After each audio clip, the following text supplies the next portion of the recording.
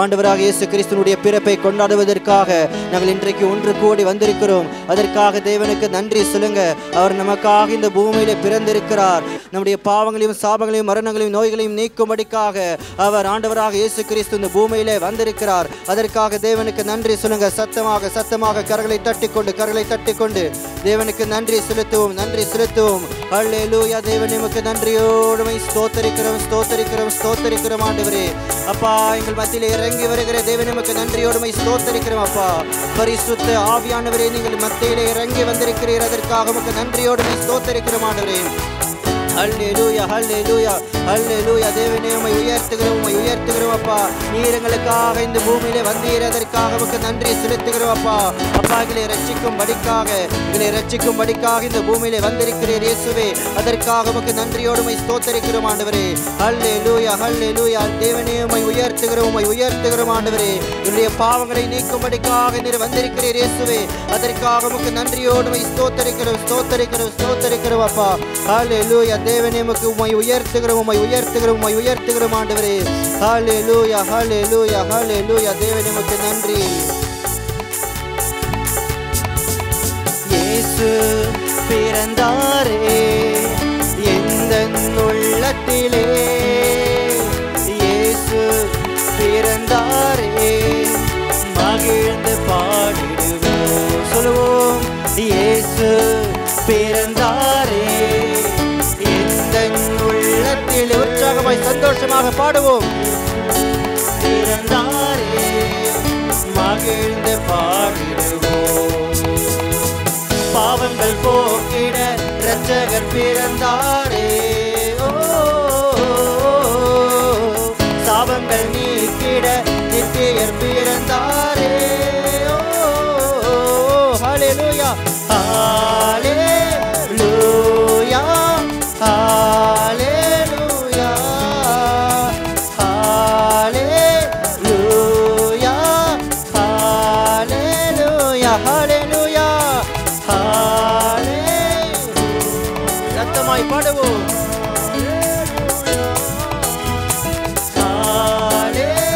ஹல்லேலூயா, ஹல்லேலூயா. தூதர்கள் பாடிட, சாஸ்திரிகள் தொழுதிட, மெய்ப்பர்கள் வணங்கிட, அற்புதம் நடந்திட, நீதியின் சூரியனாய் இயேசு பிறந்தாரே. ஹல்லேலூயா, ஹல்லேலூயா. உற்சாகமாய் கரங்களை தட்டி பாடுவோம். உற்சாகமாய். ஹல்லேலூயா. இயேசு பிறந்தாரே, இயேசு பிறந்தாரே எந்தன் உள்ளத்திலே, இயேசு பிறந்தாரே மகிழ்ந்து பாடிடுவோம். இயேசு பிறந்தார், இயேசு பிறந்தாரே எந்தன் உள்ளத்திலே, இயேசு பிறந்தாரே மகிழ்ந்து பாடிடுவோம். பாவங்கள் போக்கிட இரட்சகர் பிறந்தாரே. சாபங்கள் நீக்கிட நித்தியர் பிறந்தாரே.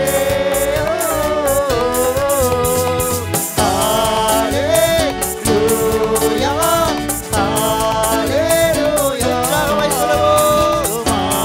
ஹல்லேலூயா, ஹல்லேலூயா, ஹல்லேலூயா, ஹல்லேலூயா, ஹல்லேலூயா, ஹல்லேலூயா, ஹல்லேலூயா. கட்டுகள் அறுந்திட, விடுதலை தந்திட, வியாதிகள் நீங்கிட, அதிசயம் நடந்திட, நீதியின் சூரியனாய் இயேசு பிறந்தாரே. ஹல்லேலூயா, ஹல்லேலூயா. உற்சாகமாய் சொல்லுவோம். ஹல்லேலூயா,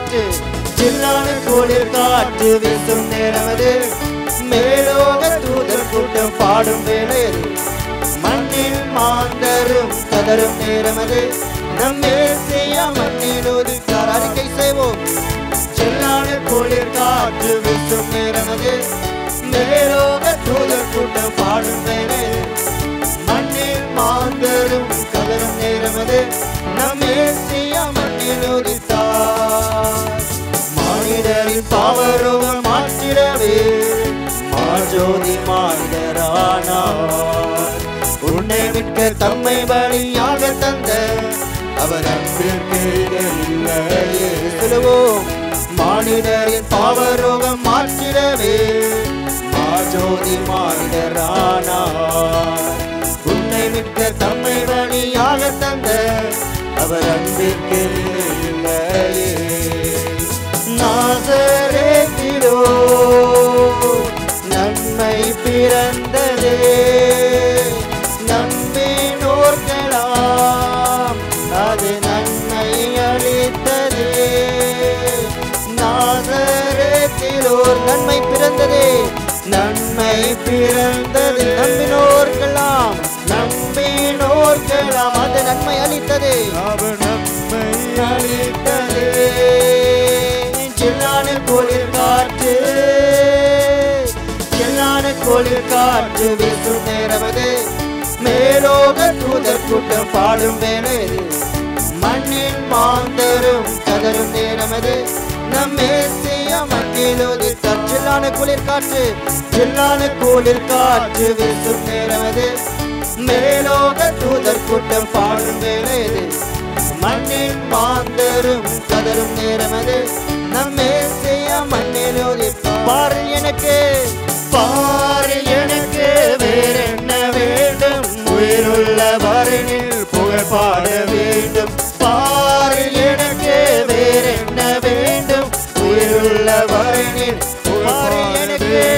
பாரு எனக்கு வேற என்ன உற்சாகமாய் பாடுவோம் உயிருள்ள வரனில் புகழ் பாட வேண்டும் பாரு எனக்கு வேற என்ன வேண்டும் உயிருள்ள வரனின் புகழ் பாட வேண்டும் தூயாதே தூயவரே உமது புகழை நான் பாடுவேன் தூயாதே தூயவரே உமது புகழை நான் பாடுவேன் பாரு எனக்கு வேற என்ன வேண்டும் உயிருள்ள வரை புகழ் பாட வேண்டும் பாரு எனக்கு வேற என்ன வேண்டும் உயிருள்ள வரனின் புகழ் பாடு பாரு எனக்கு வேற உற்சாகமே பாடுவோம் உயிருள்ள வரனில் புகழ் பாட வேண்டும் பாரு எனக்கு வேற என்ன வேண்டும் உயிருள்ள வரனில் புகழ் பாட வேண்டும்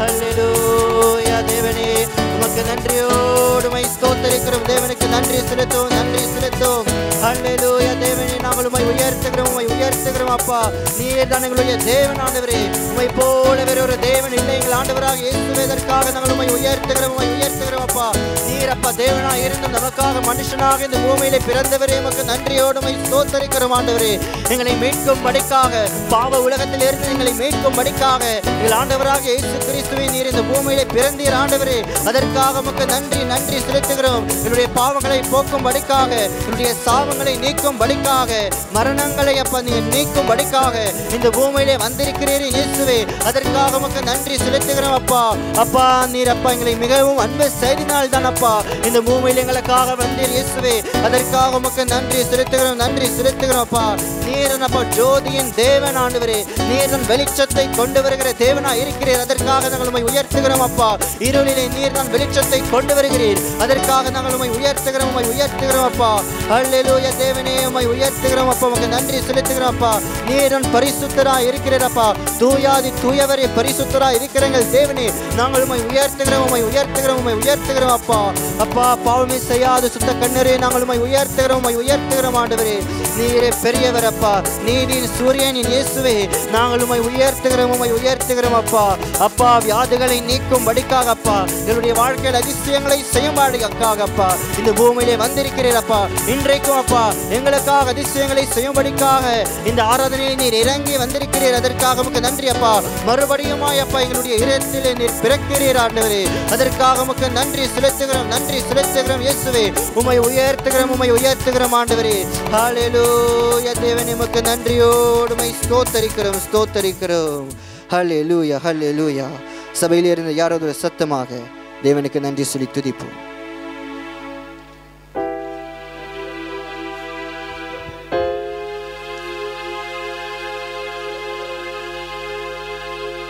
ஸ்தோத்திரம், ஸ்தோத்திரம்,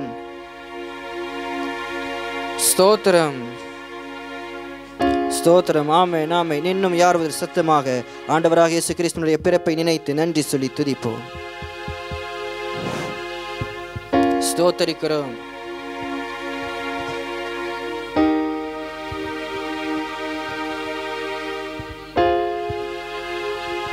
ஆமென். ஸ்தோத்தரிக்கிறோம்.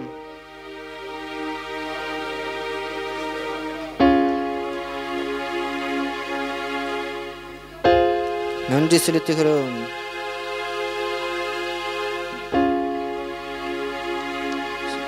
துதிக்கிறோம்.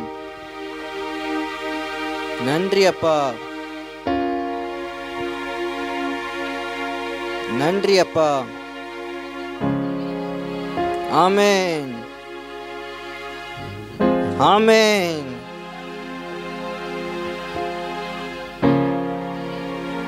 நன்றி அப்பா.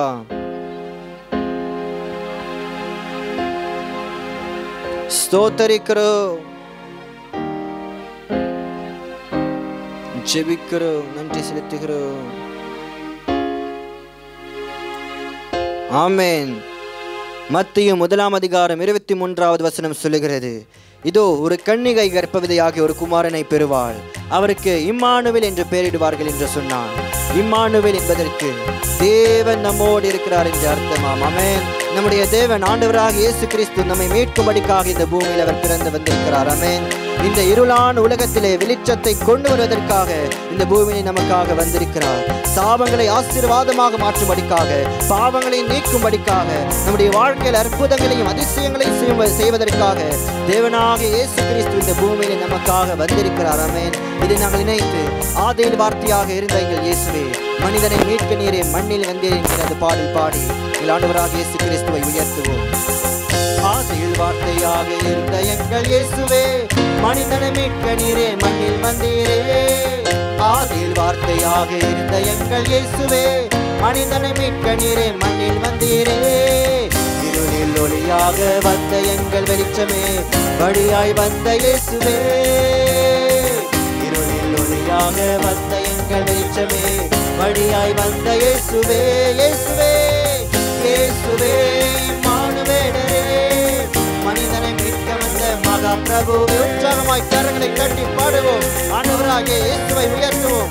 மனிதனை மீட்க வந்த மகா பிரபு, ஆதியில் வார்த்தையாக இருந்த எங்கள் இயேசுவே, மனிதனை மீட்க நீரே மண்ணில் வந்தீரே. ஆதியில் வார்த்தையாக இருந்த எங்கள் இயேசுவே, மனிதனை மீட்க நீரே மண்ணில் வந்தீரே. இருளில் ஒளியாக வந்த எங்கள் வெளிச்சமே, வழியாய் வந்த இயேசுவே. இருளில் ஒளியாக வந்த எங்கள் வெளிச்சமே, வழியாய் வந்த இயேசுவே. இயேசுவே, இம்மானுவேலரே, மனிதனை மீட்க வந்த மகா பிரபுவே. இயேசுவே, இம்மானுவேலரே, மனிதனை மீட்க வந்த மகா பிரபுவே. பொன்னம் கேட்கல, உன் பொருளையும் கேட்கல, சொத்த கேட்கல, உன் சம்பத்தை சொல்லுவோம். சொத்த கேட்கல, உன் சம்பத்தை கேட்கல, கேட்கிறார், உள்ளத்தை கேட்கிறார், மகனாய் உன்னை மாற்றுவார். உன்னை கேட்கிறார், உள்ளத்தை கேட்கிறார், மகளாய் உன்னை மாற்றுவார். இயேசுவே, இம்மானுவேலரே, மனிதனை மீட்க வந்த மகா பிரபுவே. சொல்லுவோம். இயேசுவே, இம்மானுவேலரே, மனிதனை மீட்க வந்த இயேசுவே. இயேசுவே, இம்மானுவேலரே, மனிதனை மீட்க வந்த மகா பிரபுவே. இயேசுவே, இம்மானுவேலரே, மனிதனை மீட்க வந்த மகா பிரபுவே, சாபத்தின் கட்டுகளை உடைக்க வந்த இயேசுவே, எனக்காய் சாபமானி சிலுவை மீதிலே. சாபத்தின் கட்டுகளை உடைக்க வந்த இயேசுவே, எனக்காய் சாபமானி சிலுவை மீதிலே. பாவத்தின் சம்பளத்தை நான் செலுத்த தேவையில்லை, எனக்காய் செலுத்தி விட்டாரே. பாவத்தின் சம்பளத்தை நான் செலுத்த தேவையில்லை, இயேசு செலுத்தி விட்டாரே. இயேசுவே மானுவேலரே, மனிதனை மீட்க வந்த மகா பிரபுவே. இயேசுவே மானுவேலரே, மனிதனை மீட்க வந்த இயேசுவே. இயேசுவே மானுவேலரே, மனிதனை மீட்க வந்த மகா பிரபுவே. இயேசுவே மானுவேலரே, மனிதனை மீட்க வந்த ஆதியில் வார்த்தையாக இருந்த எங்கள் இயேசுவே, மனிதனை மீட்க நீரே மண்ணில் வந்தீரே. ஆதியில் வார்த்தையாக இருந்த எங்கள் இயேசுவே, மனிதனை மீட்க நீரே மண்ணில் வந்தீரே. இருளில் ஒளியாக வந்த எங்கள் வெளிச்சமே, வழியாய் வந்த இயேசுவே. இருளில் ஒளியாக வந்த எங்கள் வெளிச்சமே, வழியாய் வந்த இயேசுவே. இயேசுவே மானுவேலரே, மனிதனை மீட்க வந்த மகா பிரபுவே. இயேசுவே மானுவேலரே, மனிதனை மீட்க வந்த இயேசுவே. இயேசுவே மானுவேலரே, மனிதனை மீட்க வந்த மகா பிரபுவே. இயேசுவே மானுவேலரே, மனிதனை கொண்டாடுவோம் கொண்டாடுவோம் கொண்டாடுவோம், கவலைகள் மறந்து நாம் பாடுவோம். கொண்டாடுவோம் கொண்டாடுவோம், கவலைகள் மறந்து கொண்டாடுவோம். கொண்டாடுவோம் கொண்டாடுவோம், கவலைகள் மறந்து நாம் பாடுவோம். கொண்டாடுவோம் கொண்டாடுவோம், கவலைகள் மறந்து நாம் இயேசு இயேசு ராஜா வந்திருக்கிறார், எல்லோரும் கொண்டாடுவோம், கை தட்டி நாம் பாடுவோம். இயேசு ராஜா வந்திருக்கிறார், எல்லோரும் கொண்டாடுவோம், கை தட்டி நாம் பாடுவோம். கொண்டாடுவோம் கொண்டாடுவோம் கொண்டாடுவோம், கவலைகள் மறந்து நாம் பாடுவோம். கொண்டாடுவோம் கொண்டாடுவோம், கவலைகள் மறந்து கொண்டாடுவோம். கொண்டாடுவோம் கொண்டாடுவோம், கவலைகள் மறந்து நாம் பாடுவோம். கொண்டாடுவோம் கொண்டாடுவோம், கவலைகள் மறந்து நாம் பாடுவோம். ஹல்லேலூயா. தேவனே உமக்கு நன்றியோடு உம்மை ஸ்தோத்திரிக்கிறோம் ஆண்டவரே. அப்பா, நாங்கள் உம்மை கொண்டாடுகிறோம் ஆண்டவரே, உம்மை ஆராதிக்கிறோம், உம்மை போற்றுகிறோம், உம்மை உயர்த்துகிறோம் இயேசுவே. ஓ உமக்கு நன்றியோடு உம்மை ஸ்தோத்திரிக்கிறோம் அப்பா. ஆதில் வார்த்தையாக இருந்த எங்கள் இயேசுவே, மனிதனை மீட்க நீர் இந்த பூமியிலே வந்திருக்கிறீர் ஆண்டவரே. அதற்காக உமக்கு நன்றியோடு உம்மை ஸ்தோத்திரிக்கிறோம் ஸ்தோத்திரிக்கிறோம் ஸ்தோத்திரிக்கிறோம் அப்பா. இருளிலே அப்பா ஒளியாக நீர் வந்தீரே, அதற்காக உமக்கு நன்றி செலுத்துகிறோம் அப்பா. ஹல்லேலூயா. உம்மை உயர்த்துகிறோம் அப்பா. உமக்கு நன்றியோடு உம்மை ஸ்தோத்திரிக்கிறோம் ஸ்தோத்திரிக்கிறோம் ஸ்தோத்திரிக்கிறோம் ஆண்டவரே. ஹல்லேலூயா ஹல்லேலூயா. சபையில் இருந்த யாராவது ஒரு சத்தமாக தேவனுக்கு நன்றி சொல்லி துதிப்போம்.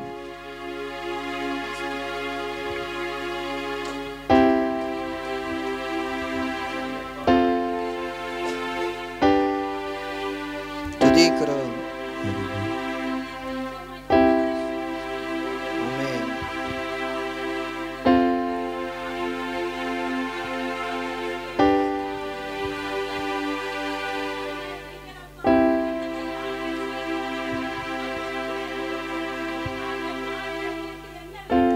ஆமென் ஆமென் ஆமென். ஸ்தோத்தரிக்கிறோம்.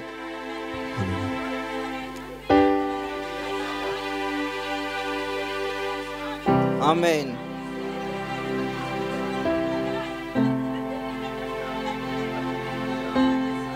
ஸ்தோத்தரிக்கிறோம். ஆமென்.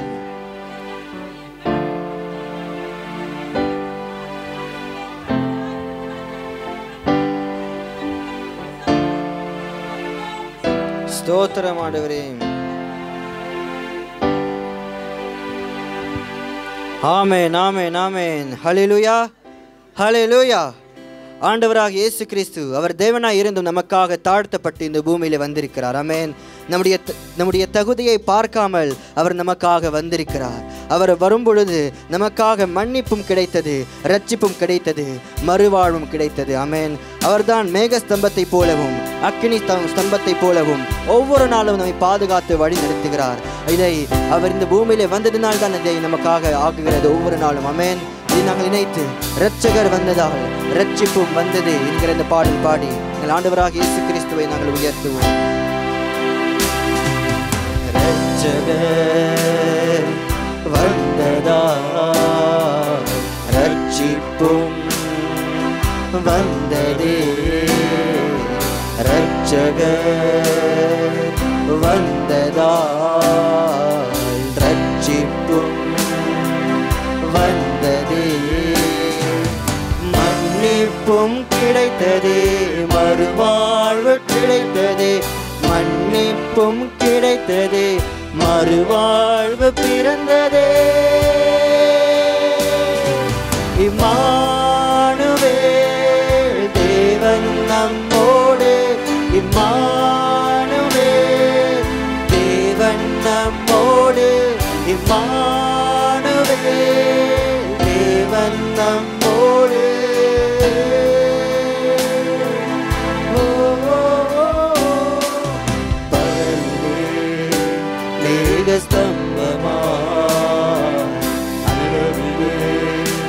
அக்கினி ஸ்தம்பமாய்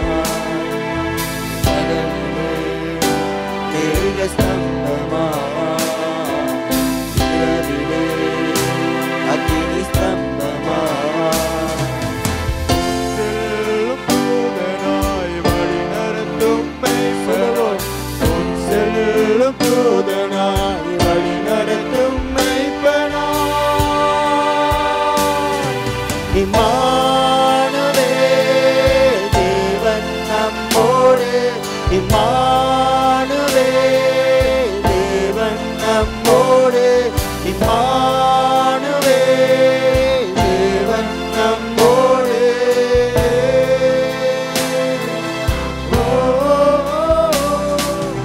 ஆறுகள் நான் கடக்கையில் அக்கினியில் நான் நடக்கையில். ஆறுகள் ஆறுகள் நான் கடக்கையில் அக்கினியில் நான் நடக்கையில். என்னை தூக்கி சுமக்க தகப்பன் என்னோடே. என்னை என்றும் காக்க நேசர் என்னோடே. இம்மானுவேல் தேவன் நம்மோடு. இம்மானுவேல் தேவன் நம்மோடு. இம்மானுவேல் தேவன் நம்மோடு. ஓ இரட்சகர் வந்ததால் இரட்சிப்பும் வந்ததே. இரட்சகர் வந்ததால் இரட்சிப்பும் வந்ததே. மன்னிப்பும் கிடைத்ததே, மறுவாழ்வு பிறந்ததே. மன்னிப்பும் கிடைத்ததே, மறுவாழ்வு பிறந்ததே. இம்மானுவேல் தேவன் நம்மோடு. இம்மானுவேல் தேவன் நம்மோடு. இம்மானுவேல் தேவன் நம்மோடு.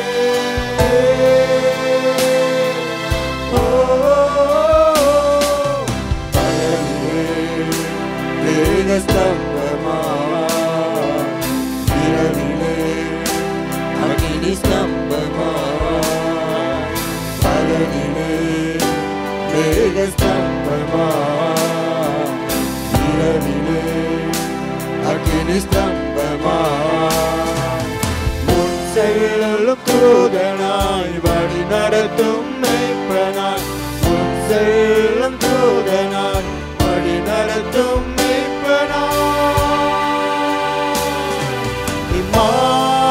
இம்மானுவேல் தேவன் நம்மோடு இம்மானுவேல் தேவன் நம்மோடு இம்மானுவேல் தேவன் நம்மோடு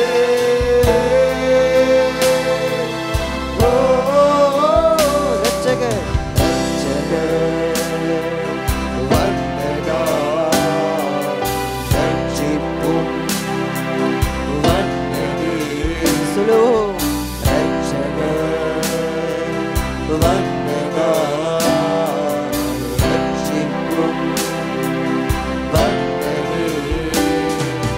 மன்னிப்பும் கிடைத்தது மறுவாழ்வு கிடைத்தது மன்னிப்பும் கிடைத்தது மறுவாழ்வு பிறந்தது சேனைகளின் கர்த்தர் சேனைகளின் கர்த்தர் பரிசுத்தர் சேனைகளின் கர்த்தர் பரிசுத்தர் சேனைகளின் கர்த்தர் பரிசுத்தர் பரிசுத்தர் பரிசுத்தரே பரிசுத்தர் பரிசுத்தரே சேனைகளின் கர்த்தர் சேனைகளின் கர்த்தர் பரிசுத்தர் சேனைகளின் கர்த்தர் பரிசுத்தர் சேனைகளின் கர்த்தர் பரிசுத்தர் பரிசுத்தர் பரிசுத்தரே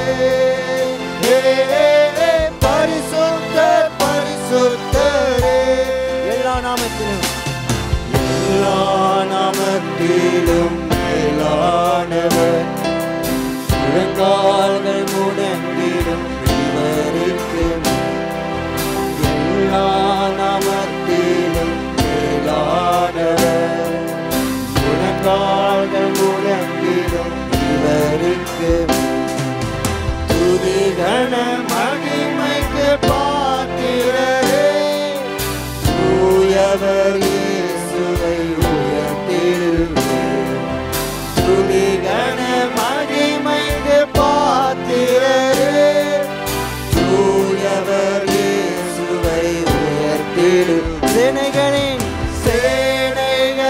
கர்த்தர் பரிசுத்தர் சேனைகளின் கர்த்தர் பரிசுத்தர் சேனைகளின் கர்த்தர் பரிசுத்தர் பரிசுத்தர் பரிசுத்தரே பரிசுத்தர் பரிசுத்தரே பரிசுத்தர் பரிசுத்தரே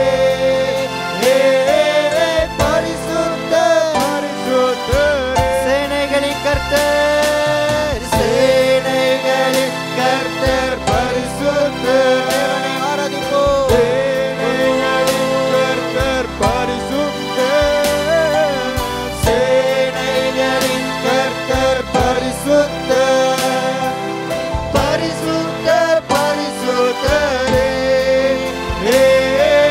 பரிசுத்தர் பரிசுத்தரே பரிசுத்தர் பரிசுத்தரே பரிசுத்தர் பரிசுத்தரே ஹல்லேலூயா ஹல்லேலூயா ஹல்லேலூயா ஹல்லேலூயா ஹல்லேலூயா ஹல்லேலூயா ஹல்லேலூயா அவர் இம்மானுவேல் ஹல்லேலூயா ஹல்லேலூயா ஹல்லேலூயா ஹல்லேலூயா ஹல்லேலூயா ஹல்லேலூயா அவர் ஹல்லேலூயா ஹல்லேலூயா ஹல்லேலூயா ஹல்லேலூயா ஹல்லேலூயா ஹல்லேலூயா ஹல்லேலூயா அவர் ஒரு விசை ஹல்லேலூயா ஹல்லேலூயா ஹல்லேலூயா ஹல்லேலூயா ஹல்லேலூயா ஹல்லேலூயா அவர் இம்மானுவேல் ஓ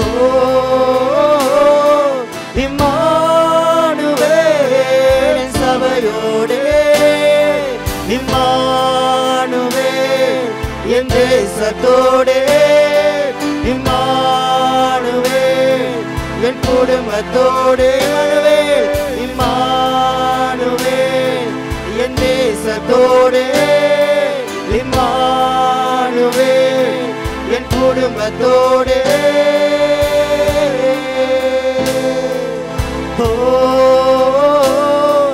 இம்மானுவேல் என் சபையோடு இம்மானுவேல் என் தேசத்தோடு என் குடும்பத்தோடு இம்மானுவேல் என் குடும்பத்தோடு இம்மானுவேல் என் தேசத்தோடு இம்மானுவேல் என் குடும்பத்தோடு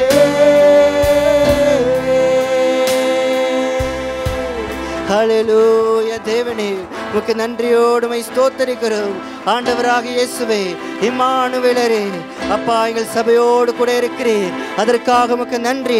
எங்கள் குடும்பத்தோடு இருக்கிறீர் ஆண்டவரே, அதற்காக உமக்கு நன்றியோடு உம்மை ஸ்தோத்திரிக்கிறோம். அப்பா எங்களுடைய தேசத்தோடு நீர் இருக்கிறீர், அதற்காக உமக்கு நன்றி நன்றி நன்றி நன்றி. அப்பா ஒவ்வொரு நாளும் எங்களை பாதுகாக்கிற எங்களை இம்மானுவேலரே, உமக்கு நன்றியோடு உம்மை ஸ்தோத்திரிக்கிறோம் ஸ்தோத்திரிக்கிறோம் ஸ்தோத்திரிக்கிறோம் ஆண்டவரே.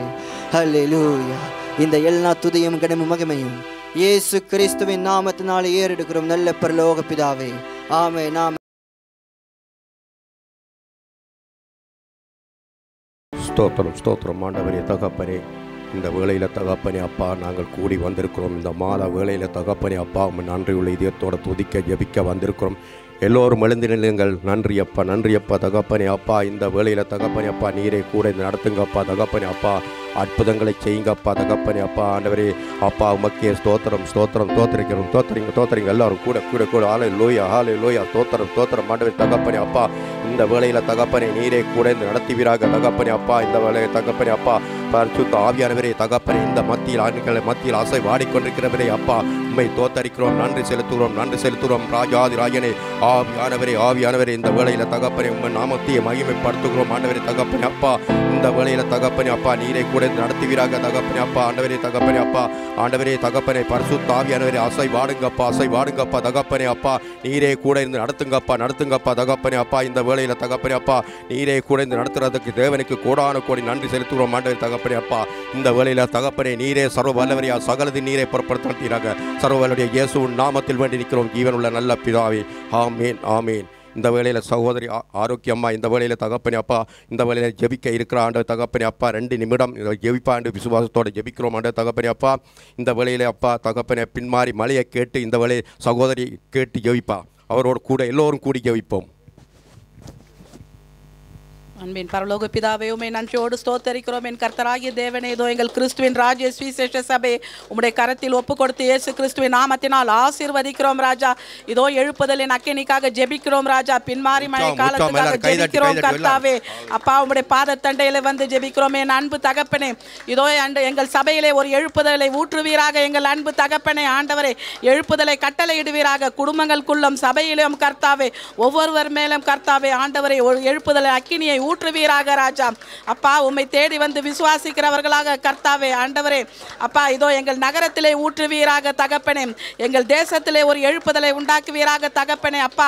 ரட்சிக்கப்படாத ஆத்துமாக்களை அப்பா மனம் திரும்புதல் ரட்சிக்கப்படுவதற்கு ஆண்டவரை கொண்டு வந்து இதோ சபையிலே சேர்ப்பீராக ராஜா. பின்மாற்றம் அடைந்தவர்கள் மேல் ஒரு எழுப்புதல் அக்கினியை ஊற்றுவீராக ராஜா. ஆண்டவரை இன்னும் எங்கள் சபையிலே ரட்சிக்கப்படாத இருக்கிற ஆத்துமாக்கள் மேல் எழுப்புதலை ஊற்றுவீராக ராஜா. அவர்கள் மனமாற்றம் அடைந்து தேவனை உண்மையாக நேசிக்க இருப்பார்களாக தகப்பனே அப்பா. ஒவ்வொரு குடும்பங்களிலும் ஊற்றுவீராக ராஜா. மனம் திரும்புதலையும் சமாதானத்தையும் கொடுப்பீராக தகப்பனே அப்பா. தேவ விசுவாசத்திலே வந்து இதோ சுவிசேஷ ஊழியத்தை செய்வதற்கு கர்த்தாவே அந்த பாரத்தை ஒவ்வொருவர் மீதும் ஊற்றுவீராக ராஜா. அபிஷேகிப்பீராக எங்கள் அன்பு தகப்பனே. ஆண்டவரே இதோ உற்சாகமாக கர்த்தாவே ஆண்டவரை ஜனங்களையும் ஆண்டவரை குடும்பங்களை தேடி சென்று கர்த்தாவே உம்முடைய சுவிசேஷத்தை அறிவித்து தகப்பனே ஆண்டவரே இதோ மடிந்து மடிந்து போகிற ஜனங்கள் கர்த்தாவே, பாவத்திலும் சாபத்திலும் மடிந்து போகிற அந்த மக்களை கொண்டு வந்து நீ சேர்ப்பதற்கு சபையிலே கர்த்தாவே ஆண்டவரே, இதோ ஆண்டவரே இவங்க மேலெல்லாம் ஆண்டவரே எங்கள் அனைவர் மீதும் அந்த ஒரு எழுப்புதல் அக்கினியை ஊற்றுவீராக ராஜா. உற்சாகத்தோடு கர்த்தாவே ஆண்டவரே அப்பா உம்முடைய ஊழியத்தை செய்ய கர்த்தாவே, இதோ ஜனங்களை கொண்டு வந்து சேர்க்க கர்த்தாவே, எல்லாம் உம்மால் முடியும் தகப்பனே, எல்லாம் செய்து முடிக்க சர்வ வல்லமை உள்ள தேவன் ராஜா நீர். இவையெல்லாம் செய்து முடிக்க உமக்கு லேசான காரியம் ராஜா. ஆண்டவரே இதோ எங்கள் சபையிலும் நீர் வாக்குத்தத்தம் பண்ணின தேவன் அப்பா, உண்மையும் நீதியும் சத்தியமும் உள்ள தேவன் அப்பா. இதோ 100 ஆத்துமாக்களை தருவேன் என்று சொன்னீரே. ஆம் தகப்பனே, அவர்கள் மேலெல்லாம் ஒரு எழுப்புதலை ஊற்றி இதோ 100 ஆத்துமாக்களை கொண்டு வந்து எங்கள் அன்பு தகப்பனே எங்கள் கிறிஸ்துவின் ராஜ்ய சுவிசேஷ சபையிலே நீர் சேர்த்து விட்டதற்காக நன்றி செலுத்துகிறோம் ராஜா. இதோ இடதுபுறமும் வலதுபுறமும் இடம் கொள்ளும் மட்டும் பெருக செய்வீராக எங்கள் அன்பு தகப்பனே. ஆண்டவரே ஸ்தோத்திரம் ஸ்தோத்திரம் ஸ்தோத்திரம், நன்றி ராஜா. இதோ எங்கள் அனைவர் மீது ஒவ்வொருவர் மீதும் எழுப்புதலை ஊற்றுவீராக, அபிஷேகத்தினால் நிரப்புவீராக எங்கள் அன்பு தகப்பனே. ஆண்டவரே இதோ இயேசு கிறிஸ்துவின் நாமத்தின் மேலும் ஜெபிக்கிறேன் என் ஜீவனும் இரக்கமும் உள்ள நல்ல பிதாவே, ஆமென். ஆமென். நன்றி நன்றி அப்பா தகப்பனே. இந்த வேளையில் அப்பா எழுப்புதல் அக்கினியை நீர் ஊட்டி விட்டதுக்காக நன்றி செலுத்துகிறோம் ஆண்டவரே தகப்பனே. குடும்பங்கள் மேல் ஊட்டி இருக்கிறீரே, நன்றி அப்பா தகப்பனே. அப்பா பிள்ளைகள் மேல் ஊட்டி இருக்கிறீரே, நன்றி அப்பா தகப்பனே. அப்பா நீர் அப்படி செய்ததுக்காக கோடான கோடி நன்றி செலுத்தி ஜெபிக்கிறோம் ஜீவன் உள்ள நல்ல பிதாவே, ஆமேன் ஆமேன். இந்த வேளையில் சகோதரி நந்தினியோடு சேர்ந்து எல்லோரும் கூடி ஜெபிப்போம். குடும்பங்களை ஒப்புக் கொடுத்து குடும்பத்தில் சமாதானம் சந்தோஷம் உண்டாகும்படி என்று கேட்டு இந்த வேளையை சகோதரியோடு கூடி ஜெபிப்போம். எல்லோரும் கூடி அப்பா பிதாவே நன்றி செலுத்தும். இந்த வேளையில் கருத்து ஒப்புக் கொடுக்க மாட்டேன். இந்த வேளையில் அப்பா நாங்கள் ஒருமைப்பட்டு இந்த சபையில் ஒவ்வொரு குடும்பங்களையும் கருத்து ஒப்புக் கொடுத்து இயேசு நாமத்தால் ஆசீர்வதிக்கும், இயேசு நாமத்தை ஆசீர்வதிக்கும் சாமி ஆண்டு. ஒவ்வொரு குடும்பங்களும் இயேசு கிறிஸ்து நெத்தத்தை தெளிக்கிறாண்டு தெளிக்கிறோம் ஆண்டு தெளிக்கிறோம் ஆண்டு சப்பாவியாண்டு. உமக்கு அவர் ஒவ்வொரு ஆவி ஆத்மசம் தெளிக்கிறோம் ஆண்டு சப்பா. நீங்கள் பாதுகாத்துக்கொள்ளும் ஒப்புக் கொடுக்கிறோம் சாமி ஆண்டு. குடும்பங்கள் சாமி ஆண்டு உலக தமிழக சந்திக்கிறோம் ஆண்டு. அப்பா குடும்பங்கள் சமாதானம் ரங்கி வருவார் சாமி ஆண்டு. ஒரு மேலும் ரங்கி விரட்டும் சாமி. அவர் இருக்கிற புரிந்தவர்கள் ரங்கு வேட்டும் சாமி ஆண்டு. அப்பா அம்மாக்கு நன்றி செட்டம் சாமி ஆண்டு. குடும்பத்தை நீங்கள் பொறுப்படுத்திக் கொள்ள முடியும் ஒப்பு கொடுக்கும் சாமி. அப்போ நீங்கள் ரத்தம் சிந்தி சம்பாதித்த குடும்பங்கள் சாமி ஆண்டு. ஒவ்வொரு குடும்பமாக தவறி போகாது சாமி. ஒவ்வொரு குடும்பங்களை நீங்கள் ஆவிக்கிற வாழ்க்கை நீங்கள் ஆசீர்வதிக்கும்படி ஒப்பு கொடுக்கும் சாமி ஆண்டு. ஒவ்வொரு குடும்பங்களின் பொறுப்பு தேவையை சந்திங்க சாமி ஆண்டு சப்பா. வேலை இல்லை பிள்ளைங்க வேலை வாய்ப்பை ஏற்படுத்தி கொடுக்கும் ஒப்பு கொடுக்கும் சாமி ஆண்டு. பேப்பர் காரியங்கள் கூட நடத்தி ஒப்பு கொடுக்கும் ஆண்டு சப்பா. கற்பத்தின் கனிக்காக இருக்க பிள்ளைங்க கற்பத்தின் கனியை கொடுத்து ஆசீர்வதிக்க ஒப்பு கொடுக்கும் சாமி ஆண்டே சபம். வீடு வாசல் வாங்குறவங்க வீடு வாசல் சன்னி ஒப்பு கொடுக்கும் சாமி ஆண்டே சபம். ஒவ்வொரு திரவளையும் சன்னிப்பீடா சாமி ஆண்டே சபம். அப்படியா நீங்கள் ஆசிரியங்க போக்குவரத்தை பாதுகாத்து கொள்ளுங்க சாமி ஆண்டு. உடம்பை பாதுகாத்து கொள்ளுங்க சாமி ஆண்டே சப்பா. பொருளாங்களை பாதுகாத்து கொள்ளுங்க சாமி ஆண்டு. இருக்க நகரங்களை பாதுகாத்து கொள்ளுங்கப்பா. நமக்கு நன்றி சட்டம் சாமியானு. நன்றியோடு சோட்டரிக்கப்பா. வேற வாசிப்பை எழுப்பி ஊட்டுங்க சாமி ஆண்டே பாப். அப்போ ஆத்த பாரதங்க எழுப்ப ஊட்டுங்க சாமி ஆண்டே சப்பா. நமக்கு நன்றியாண்டு சாமி கூடிய ஒரு எழுப்பை நீங்கள் ஊட்டுங்க சுவாமி. அப்பா ஒப்பு கொடுக்கும் சாமி. மேற்பேர் கீழ்படிக கரம் பண்ணுறது ஒரு எழுப்பை ஊட்டுங்க சுவாமி. ஒரு பக்தியோடு சாமி. அப்போ சபையில் நடக்க கிருபை செய்யுங்கப்பா. மேற்பேருக்கு கீழ்படி நடக்க கிருபை செய்யுங்க சுவாமி ஆண்டு சபம். ஒரு வழி போகா சுவாமி ஆண்டு. அப்போ மேற்பேரை துக்கப்படுத்தாடு சாமி ஆண்டு. ஒவ்வொரு அப்பா அதன்படி நடக்கும் கீழ்படியை கட்ட நீங்கள் ஒப்பு கொடுக்கும் சாமி ஆண்டு. ஒவ்வொரு பாதுகாத்து கொள்ளுங்க சாமி ஆண்டு.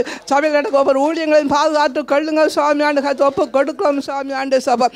உமக்கு நன்றி சொல்லி இயேசு நாமத்தை ஜெபிக்கிறேன். ஆமென். நன்றி நன்றி அப்பா தகப்பனே தகப்பனே. இந்த வேளையில் அப்பா குடும்பங்களுக்கு சமாதானத்தை கொடுத்து விட்டீரே, நன்றி அப்பா. நன்றி அப்பா தகப்பனே. அப்பா அற்புதங்களை செய்து விட்டீரே, நன்றி அப்பா தகப்பனே. அப்பா நீரே பிள்ளைகளுக்கு நல்ல ஞானத்தை கொடுத்து விட்டீரே, நன்றி அப்பா தகப்பனே. அப்பா சபை கூடி வருதலை விட்டு விடாதபடி ஆண்டவரே நீர் உற்சாகத்தை கொடுத்ததுக்காக நன்றி அப்பா. குடும்பத்தில் ஆண்டவரை ஜெபிக்க ஆண்டவரே தகப்பனே உற்சாகத்தை கொடுத்திருக்கிறே. குடும்பம் ஆண்டவரே தகப்பனே அற்புதமாக செய்து விட்டதுக்காக நன்றி அப்பா. சுவிசேஷ ஊழியங்களை ஆண்டவரே செய்ய நீர் ஆண்டவரே அற்புதங்களை செய்ததுக்காக நன்றி செலுத்தி துதிக்கிறோம் ஜீவன் உள்ள நல்ல பிதாவே, ஆமேன் ஆமேன்.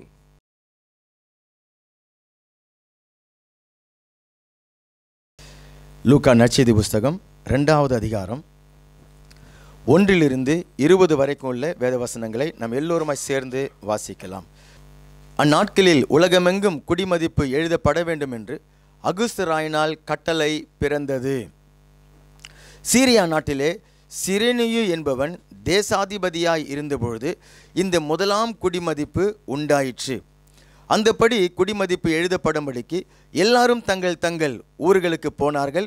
அப்பொழுது யோசேப்பும் தன் தாவீதின் வம்சத்தானும் குடும்பத்தானுமாய் இருந்தபடியினாலே தனக்கு மனைவியாக நியமிக்கப்பட்டிருந்த கர்ப்பவதியான மரியாளுடனே குடிமதிப்பு எழுதப்படும்படி கலிலேயா நாட்டிலுள்ள நாசரேத்தூரிலிருந்து யூதேயா நாட்டிலுள்ள பெத்லகேம் என்னும் தாவீதின் ஊருக்கு போனான். அந்த இடத்திலே அவர்கள் இருக்கையில் அவளுக்கு பிரசவ காலம் நேரிட்டது. அவள் தன் முதல் பேரான குமாரனை பெற்று சத்திரத்திலே அவர்களுக்கு இடம் இல்லாமல் இருந்தபடியினால் பிள்ளையை துணிகளிலே சுற்றி முன்னணியிலே கிடத்தினாள்.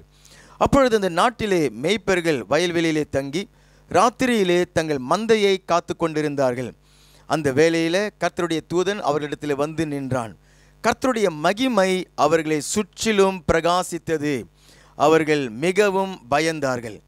தேவ தூதன் அவர்களை நோக்கி, பயப்படாமல் இருங்கள், இதோ எல்லா ஜனத்திற்கும் மிகுந்த சந்தோஷத்தை உண்டாக்கும் நற்செய்தியை உங்களுக்கு அறிவிக்கிறேன்.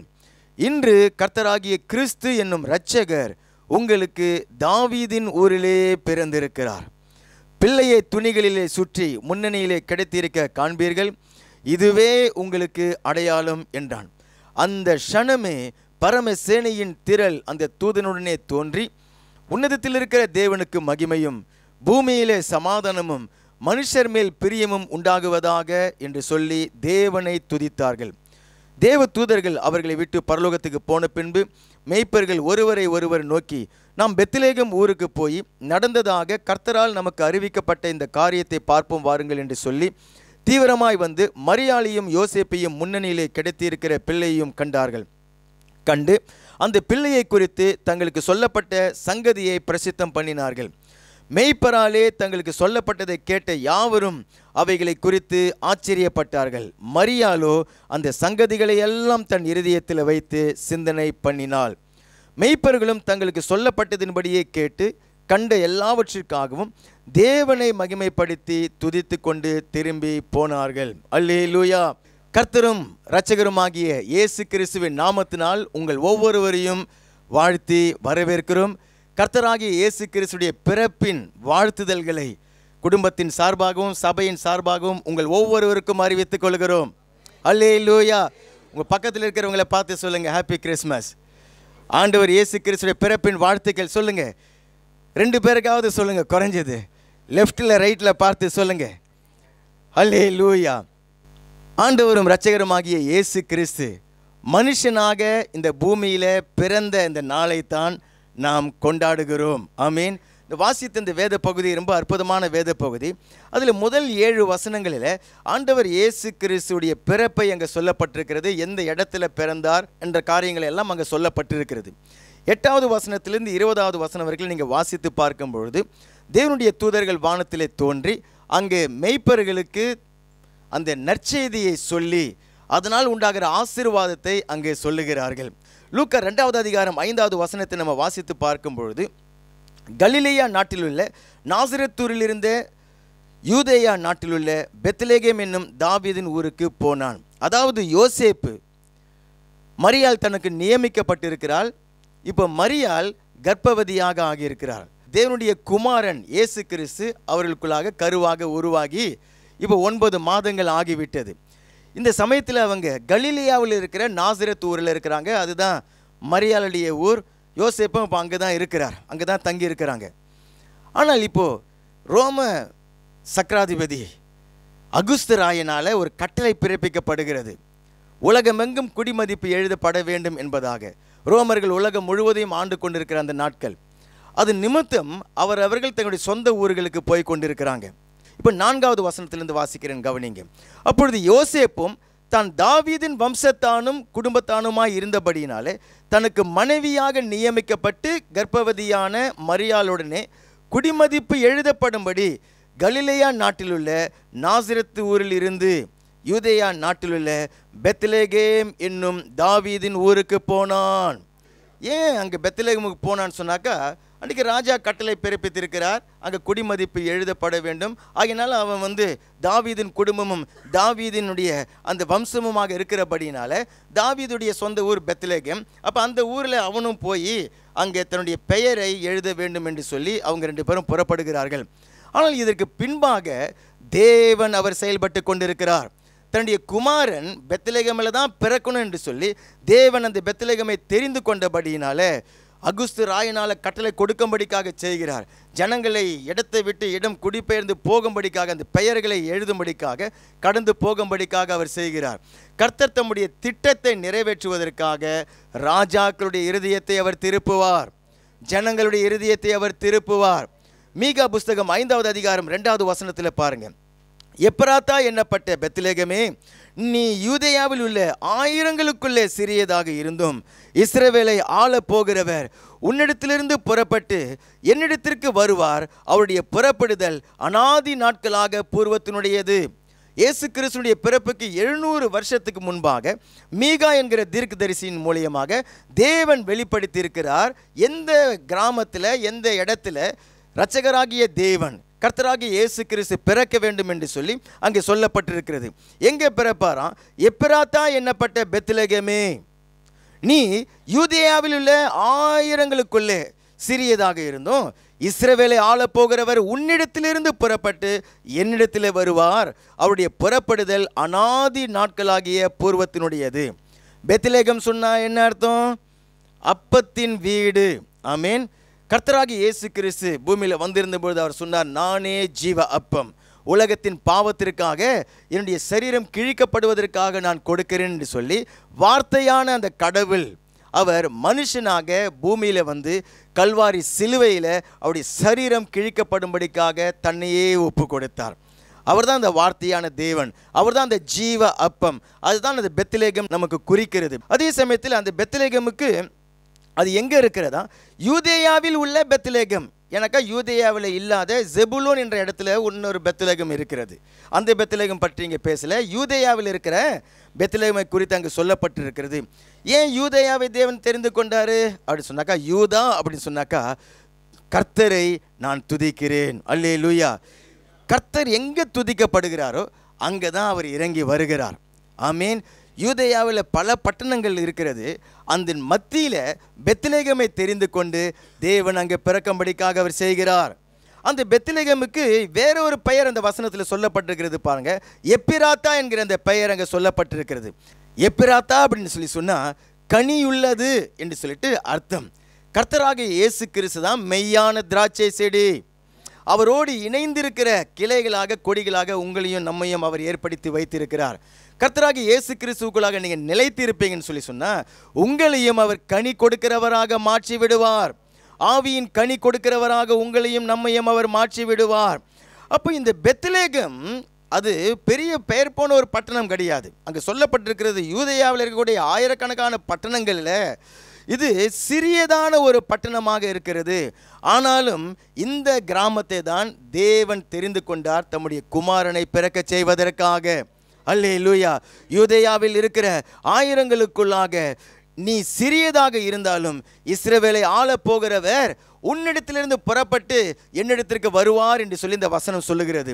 அப்போ பெத்லெகமில் தான் ஆண்டவர் பிறப்பார். அவர் வாழ்ந்து ஊழியம் செய்து கல்வாரி சிலுவையில் மரித்து மரித்தோரிலிருந்து உயிர்த்தெழுந்து தேவனிடத்தில் அவர் புறப்பட்டு செல்லுவார். அதாங்க அந்த வசனம் சொல்லுகிறது, இஸ்ரவேலை ஆள போகிறவர் உன்னிடத்திலிருந்து புறப்பட்டு, அதாவது பெத்லெகமிலிருந்து புறப்பட்டு என்னிடத்தில் வருவார். அவருடைய புறப்படுதல் அநாதி நாட்களாக பூர்வத்தினுடையது என்று சொல்லி அங்கு சொல்லப்பட்டிருக்கிறது. ஆகியனால தான் அந்த பெத்லெகமுக்கு யோசேப்பையும் மரியாளையும் ஆண்டவர் கொண்டு வருகிறார். கொண்டு வந்து பிள்ளை அங்கே பிறந்து அந்த பிள்ளையை முன்னணியிலே கிடைத்தினான் என்று சொல்லி. இப்போ 8வது வசனத்திலிருந்து இங்கே வாசித்து பார்க்கும்பொழுது மேய்ப்பர்கள் இரவில் மந்தையை காத்து கொண்டு இருக்கிறார்கள். இந்த மந்தைகள் என்ன மந்தைன்னு சொன்னால் பெத்லெகேமில் இருக்கக்கூடிய வயல்வெளி. இது 8வது வசனத்தில் அப்பொழுது அந்த நாட்டிலே மேய்ப்பர்கள் வயல்வெளியிலே தங்கின்னு சொன்னாக்கா, இப்போ ஆண்டவர் இயேசு கிறிஸ்து பிறந்திருக்கிறது ஊர் உள்ளார. இப்போ மேய்ப்பர்கள் வெளியில் வயல்வெளியில் காத்து கொண்டு இருக்கிறது. ஊருக்கு வெளியில் வயல்வெளியில் மேய்ப்பர்கள் ஆடுகளை காத்து கொண்டிருக்கிறார்கள்.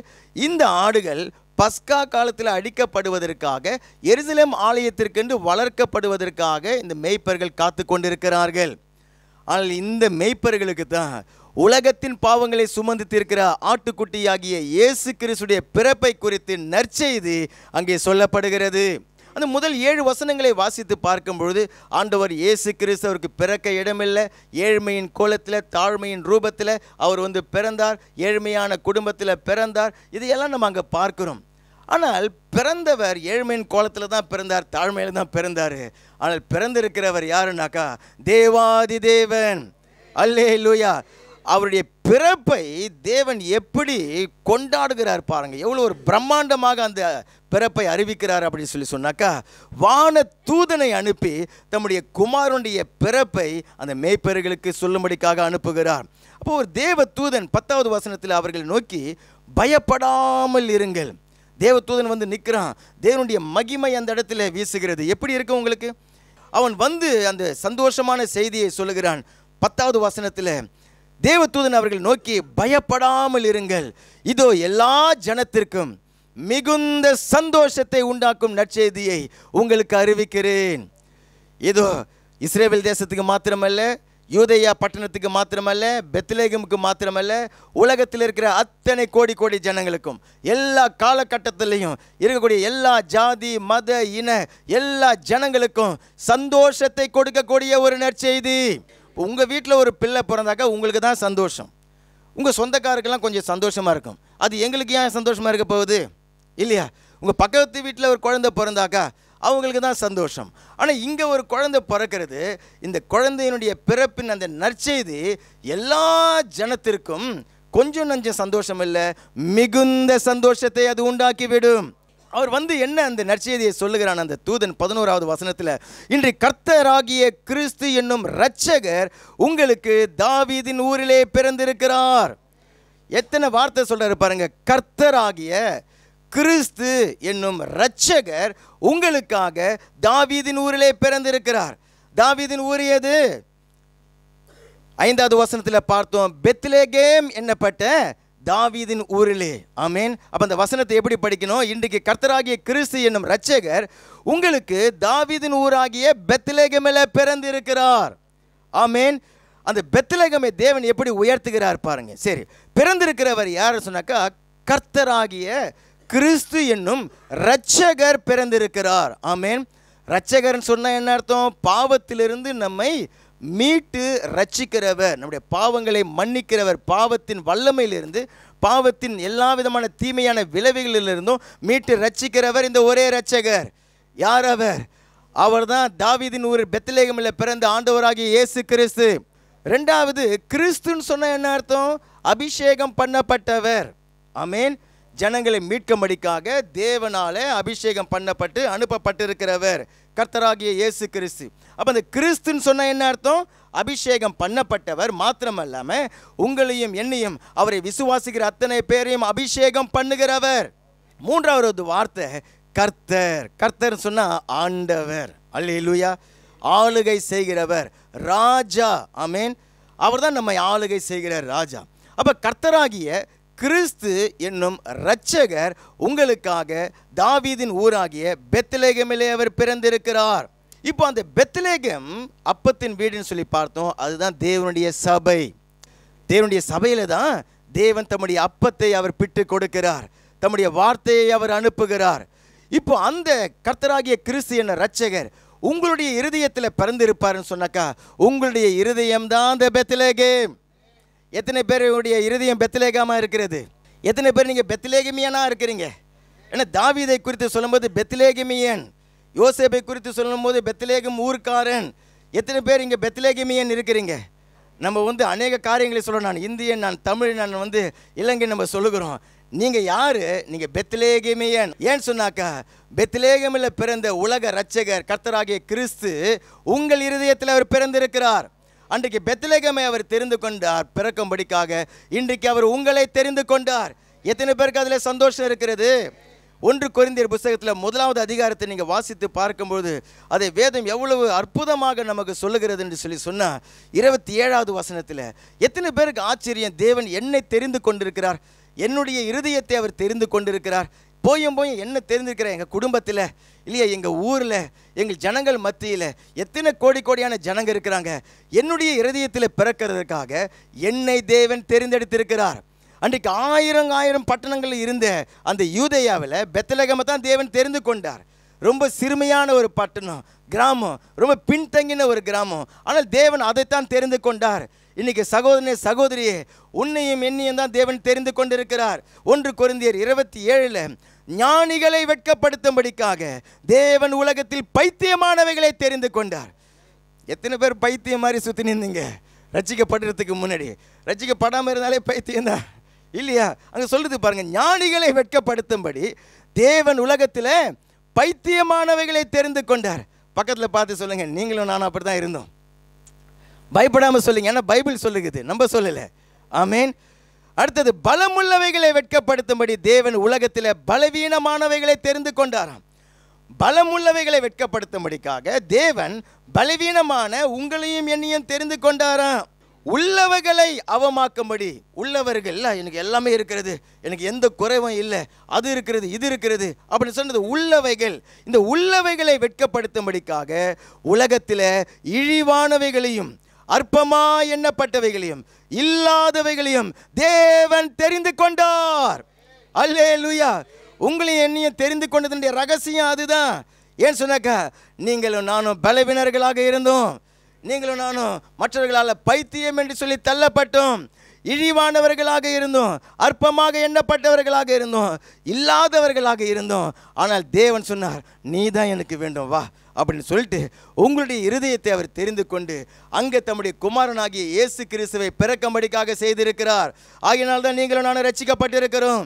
உங்களுடைய இருதயம் தான் அந்த பெத்லகேம். இருதயத்தில் கை வச்சு சொல்லுங்க, இந்த பெத்லகேம் ஆகிய என் இருதயத்தில் நீர் பிறந்திருக்கிறீர், உமக்கு ஸ்தோத்திரம். அப்படியே ஸ்தோத்திரம் பண்ணுங்க.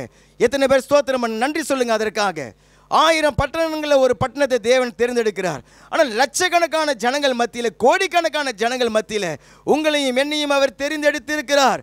ஏன்னா உலகத்தினால இழிவானவைகளாக எண்ணப்பட்டவைகள், இல்லாதவைகள் என்று சொல்லி தள்ளப்பட்டவைகள், அற்பமானவைகளாக இருந்தவைகள், பலவீனமானவர்களாக இருந்தவங்க தேவன் தமக்கென்று தெரிந்து கொண்டு அங்கே அவர் பிறந்திருக்கிறார். எதுக்காகன்னு சொன்னால், உங்களையும் என்னையும் அவர் உயர்த்துவதற்காக.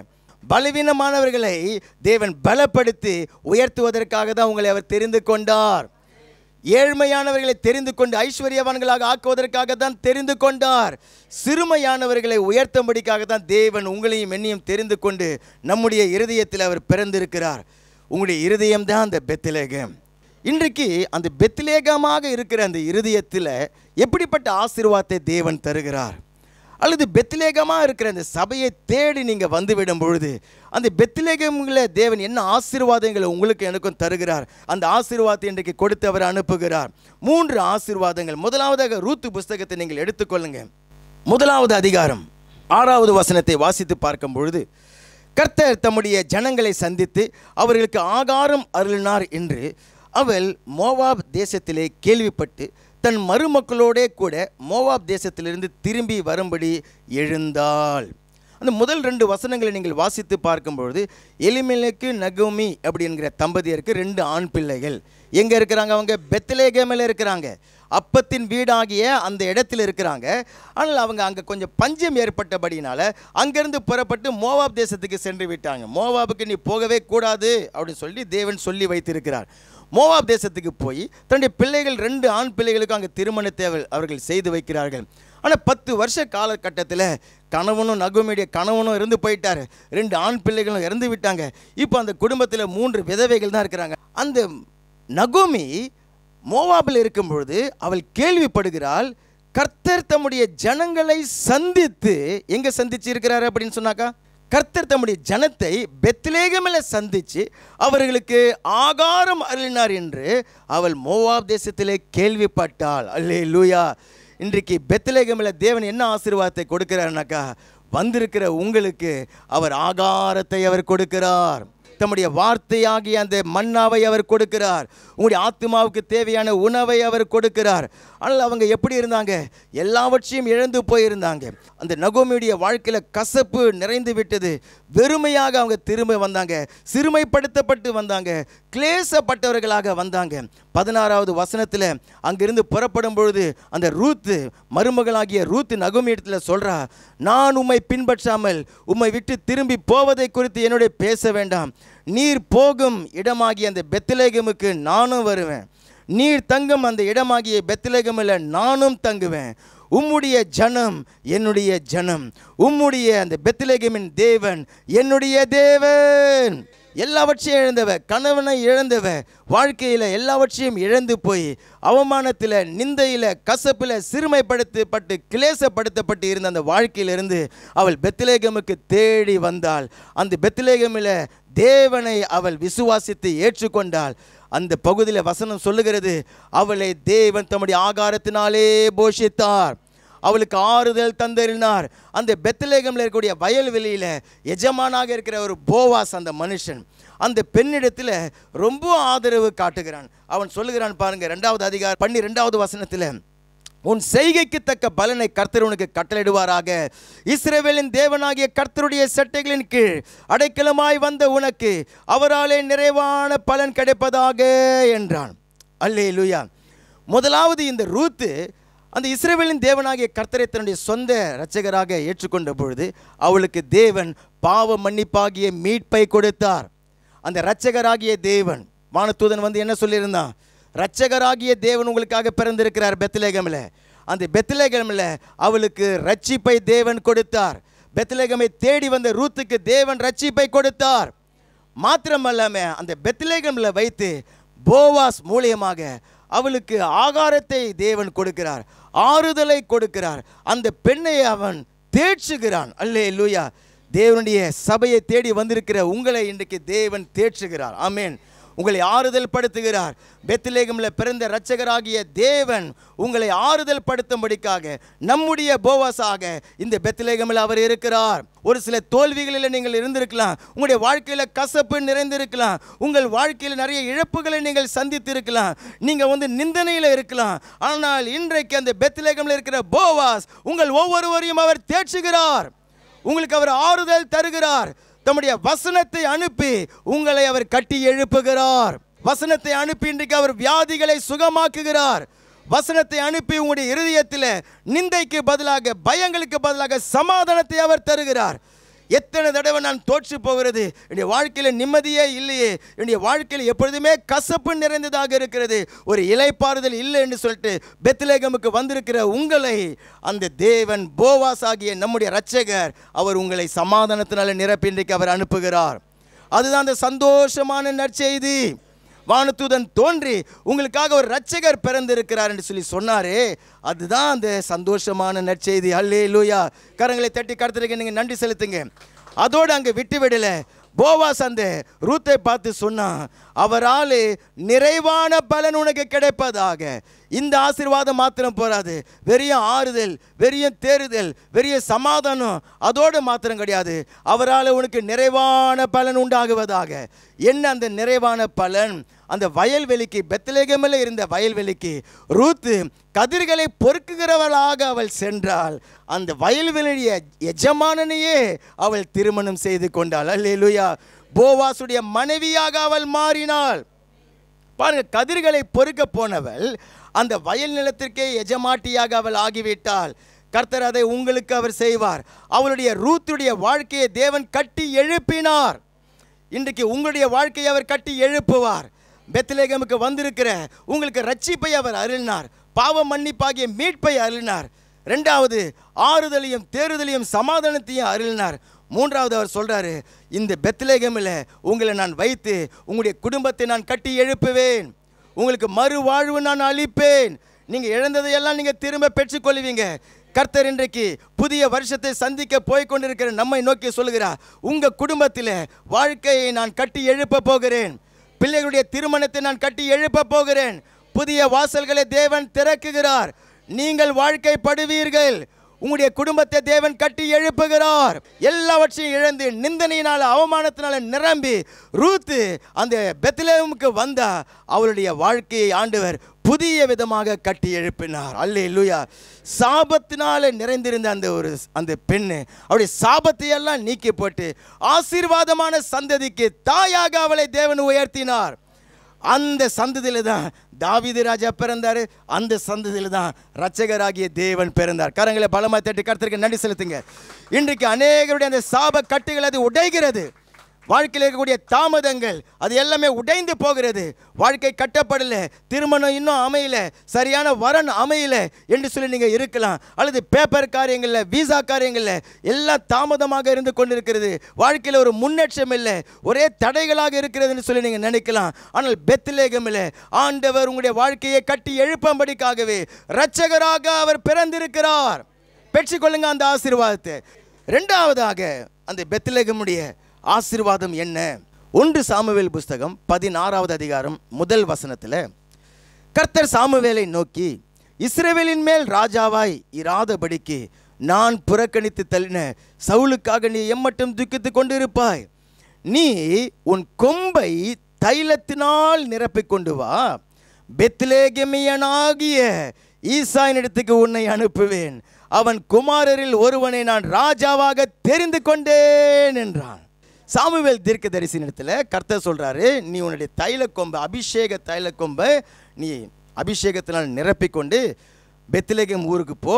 அங்கே பெத்லகேமியனாகிய ஈசாய், தாவீதுடைய அப்பா, அந்த குடும்பத்தில் நீ போய் அந்த குடும்பத்தில் இருக்கிற ஒரு பையனை நான் ராஜாவாக இருக்கும்படிக்காக தெரிந்து கொண்டேன், நீ அவனை போய் அபிஷேகம் பண்ணு அப்படின்னு சொல்லிட்டு ஆண்டவர் அனுப்புகிறார். சாமுவேலும் தைலக்கொம்பில் அபிஷேக தைலத்தை நிரப்பிக்கொண்டு அங்கே பெத்லகேமுக்கு வந்து ஈசாயினுடைய வீட்டில் அவனுடைய பிள்ளைகளை எல்லாம் அழைக்கிறார். ஈசாயி பெரிய தீர்க்கதரிசி வந்திருக்கிறார், அபிஷேகம் பண்ண போகிறாருன்னு சொல்லிட்டு அவருடைய பிள்ளைகளில் எல்லாம் இராணுவ வீரர்கள், யுத்த வீரர்கள், நல்லா வாட்டஞ்சாட்டமாக, நல்லா திடகாத்திடமாக இருக்கக்கூடிய அப்படி பிள்ளைகள் எல்லாம் கொண்டு வந்து வரிசையாக ஒவ்வொருத்தராக நிறுத்தி கொண்டு இருக்கிறார். ஆரம்பத்தில் சாமுவேல் அவர்களெல்லாம் பார்த்து இவரும் ஏமாந்துட்டார். அவர் வந்து அந்த அவங்களுடைய பலத்தை பார்த்து, இவங்க யுத்த வீரர்கள் அப்படின்னு சொல்லிட்டுலாம். ஆனால் தேவன் சொல்லியிருந்தார், மனுஷன் முகத்தை பார்ப்பான், கர்த்தரோ இருதயத்தை பார்க்கிறார். கர்த்தர் என்னத்தை பார்க்கிறாரு? உங்களுடைய முகத்தை பார்க்கறது இல்லை, உங்களுடைய வெளி தோற்றத்தை பார்க்கறது இல்லை. நீங்கள் யாராக இருக்கலாம், எந்த மனுஷனாக நீங்கள் இருக்கலாம், ஆனால் கர்த்தர் உங்களுடைய இருதயத்தை இன்றைக்கு பார்க்கிறவராக இருக்கிறார். எதற்காக? அங்கே ஒரு அபிஷேகத்தை இறங்கி வர பண்ண போகிறார். அப்போ சாமுவேல் பார்க்குறாரு, கர்த்தர் ஒவ்வொருத்தனா இவன் இல்லை அப்படின்னு சொல்லி கொண்டிருக்க ஈசாயின் இடத்துல கேட்குறாரு, உனக்கு இவ்வளோதான் பிள்ளையா அப்படின்னு சொன்னா, இல்லை, தாவீது என்ற ஒரு பையன், அவன் ஒன்றுத்துக்கும் தேராதவன், நாங்களே அவனை மறந்து போயிட்டோம், அவனை பற்றியா இப்போ ஞாபகப்படுத்துறீங்க, அவன் எங்கேயாவது ஆடு மேய்த்து கொண்டு இருப்பான் அப்படின்னு சொல்ல சாமுவேல் சொல்கிறாரு, அவன் இங்கே வராமல் நான் இங்கேருந்து நகர போகிறது இல்லை. இன்றைக்கு ஒருவேளை நம்முடைய குடும்பங்களில், உங்களுடைய குடும்பங்களில் நீங்கள் இருக்கக்கூடிய சூழ்நிலையில் எல்லாராலும் நீங்கள் மறக்கப்பட்டவர்களாக இருக்கலாம், நீங்கள் ஒதுக்கப்பட்டவர்களாக நீங்கள் இருக்கலாம். ஆனால் நீங்கள் யார்? நீங்கள் பெத்லகேமியன். சொல்லுங்கள், நான் பெத்லகேமியன். தேவன் தம்முடைய பெத்லகேமில் உங்களை அழைத்து கொண்டு வந்தது எதற்காக? தம்முடைய அபிஷேகத்தினால் உங்களை நிரப்புவதற்காக. 12வது வசனத்தில் ஆள் அனுப்பி அவனை அழைப்பித்தான். அவன் சிவந்த மேனியும் அழகிய கண்களும் நல்ல ரூபமுள்ளவனாக இருந்தான். என்னப்பா, இப்போ தான் வந்து முகத்தை பார்க்க மாட்டேன், அழகை பார்க்க மாட்டேன்னு சொன்னார். தாவீதை இவ்வளோ தரமாக வர்ணிக்கிறார் பாருங்க. தாவீது எப்படி இருக்கிறானா? தாவீதுக்கு நல்ல சிவந்த மேனி, ஆமேன். அவனுக்கு வந்து கண்ணு, அழகான கண்கள், நல்ல ரூபம் உள்ளவனாக இருந்தான். அப்போது கர்த்தர், இவன் தான், நீ எழுந்து இவனை அபிஷேகம் பண்ணு என்றார். என்ன அந்த சிவந்த மேனி? அதான் இயேசு கிறிஸ்துவ ரத்தத்தினால மீட்கப்பட்டவர்கள் தான் அந்த சிவந்த மேனி. இயேசு கிறிஸ்துடைய நீதியினால உடுத்தப்பட்டு இருக்கிறவர்கள், ஆமேன். அவருடைய ரத்தத்தினாலே நீதிமான்களாக ஆக்கப்பட்டிருக்கிறவர்கள். அது என்ன அழகான கண்கள்! தேவனை விசுவாசிக்கிற விசுவாசம் என்கிற அந்த ஆவிக்குரிய மனக்கண்கள் அவனுக்கு அப்படியே அழகாக பிரகாசமாக இருக்கிறதா. அதே சமயத்தில் அவன் அழகு ரூபமுள்ளவனாக, நீ நல்ல ஒரு ரூபமுள்ளவனாக அவன் இருந்தான் என்று சொல்லப்பட்டிருக்கிறது. என்ன அந்த நல்ல ரூபம்னு சொன்னாக்கா, இயேசு கிறிஸ்துடைய சாயலை தவிர வேறு எதுவுமே அழகு கிடையாது. அப்போ கர்த்தர் சொல்கிறாரு, இவன் தான், இவனை நீ அபிஷேகம் பண்ணி என்று சொல்லி. 13வது வசனத்தில் அப்பொழுது சாமுவேல் தைலை கொம்பை எடுத்து அவனை அவன் சகோதரர் நடுவிலே அபிஷேகம் பண்ணினான். அந்த நாள் முதற்கொண்டு கர்த்தருடைய ஆவியானவர் தாவீதின் மேல் இறங்கி இருந்தார். தாவீதின் மேலே அந்த ராஜரீக அபிஷேகத்தை தேவன் ஊற்றினார். இந்த வசனம் சொல்கிறது, கர்த்தருடைய ஆவியானவர் அவன் மேல் இறங்கி வந்தார். அபிஷேகம் இறங்கி வரும்போது யார் தான் இறங்கி வருகிறதா? கர்த்தருடைய ஆவியானவர் உங்கள் மேலே இறங்கி வருகிறார். உங்களை எண்ணெய் பூசி உங்களை அபிஷேகம் பண்ணும்பொழுது உங்கள் மேலே யார் தான் இறங்கி வருகிறாரா? கர்த்தருடைய ஆவியானவர் உங்கள் மேலே இறங்கி வருகிறார். எதற்காக? உங்களுடைய நுகத்தடிகளை முறிப்பதற்காக, உங்களை தாழ்வில் இருந்து உங்களை உயர்த்துவதற்காக, எல்லாராலும் தள்ளப்பட்ட நிலைமையிலிருந்து உங்களை உயர்த்துவதற்காக, புறக்கணிக்கப்பட்டவர்களாக இருக்கிற உங்களை தேவன் உயர்த்துவதற்காகத்தான், உங்களை பிரகாசமடைய செய்வதற்காகத்தான் அந்த அபிஷேகத்தினால் அவர் நிரப்புகிறார். இன்னைக்கு பெத்லகேமில் வந்திருக்கிற உங்களை அவர் தம்முடைய அபிஷேகத்தினால் நிரப்புகிறார். ஆண்டவரே, அன்றைக்கு தாவீதை ராஜரீக அபிஷேகத்தினால நிரப்பினீரே, எங்களை நிரப்புங்க ஆண்டவரே, எங்களை நிரப்புங்க. இந்த கிறிஸ்துமஸுடைய பரிசு அந்த உன்னத பலத்தின் ஆவியானவரால் நீங்களும் நானும் நிரப்பப்பட வேண்டும். தாவீதை அபிஷேகம் பண்ணின பொழுது அவனை தேவன் உயர்த்தினார். எல்லாராலையும் புறக்கணிக்கப்பட்டிருந்தான். இப்போ ராஜாவே அவனை தேடி விரும்பி நீ என் கூடவே இருன்னு சொல்லிட்டு சவுல் ராஜா அரண்மனையிலேயே அவனோடு கூட வைத்து கொண்டார். எதற்காக அவன் அபிஷேகம் பண்ணப்பட்டான்? அவனுக்குள்ள அபிஷேகம் வந்ததுனால இப்போ தான் அந்த சுரமண்டலத்தை வாசித்து அசுத்த ஆவிகளை துரத்துகிற ஒரு மனுஷனாக ஆனான் தாவீது. ஆமேன். அபிஷேகம் எதற்காக? உங்களுக்குள்ள கர்த்தருடைய ஆவியானவர் இருப்பாருன்னு சொன்னாக்கா நீங்க சிங்கத்தை கூட ஆட்டுக்குட்டியை போல கிழித்து போட்டு விடுவீர்கள். உங்களுக்கு விரோதமான எல்லா பொல்லாத அந்தகார வல்லமைகளை நீங்கள் எதிர்த்து நீங்கள் ஜெயம் கொள்ளுவீர்கள். அந்த பொல்லாத ஆவிகளை நீங்கள் துரத்துவதற்காகத்தான், பொல்லாத ஆவிகளை நீங்கள் ஜெயம் கொள்வதற்காகத்தான் கர்த்தர் அந்த அபிஷேகத்தை உங்களுக்கு தருகிறார். அந்த பெத்லகேமில் இன்றைக்கு உங்களை அவர் அபிஷேகம் பண்ணுகிறார்.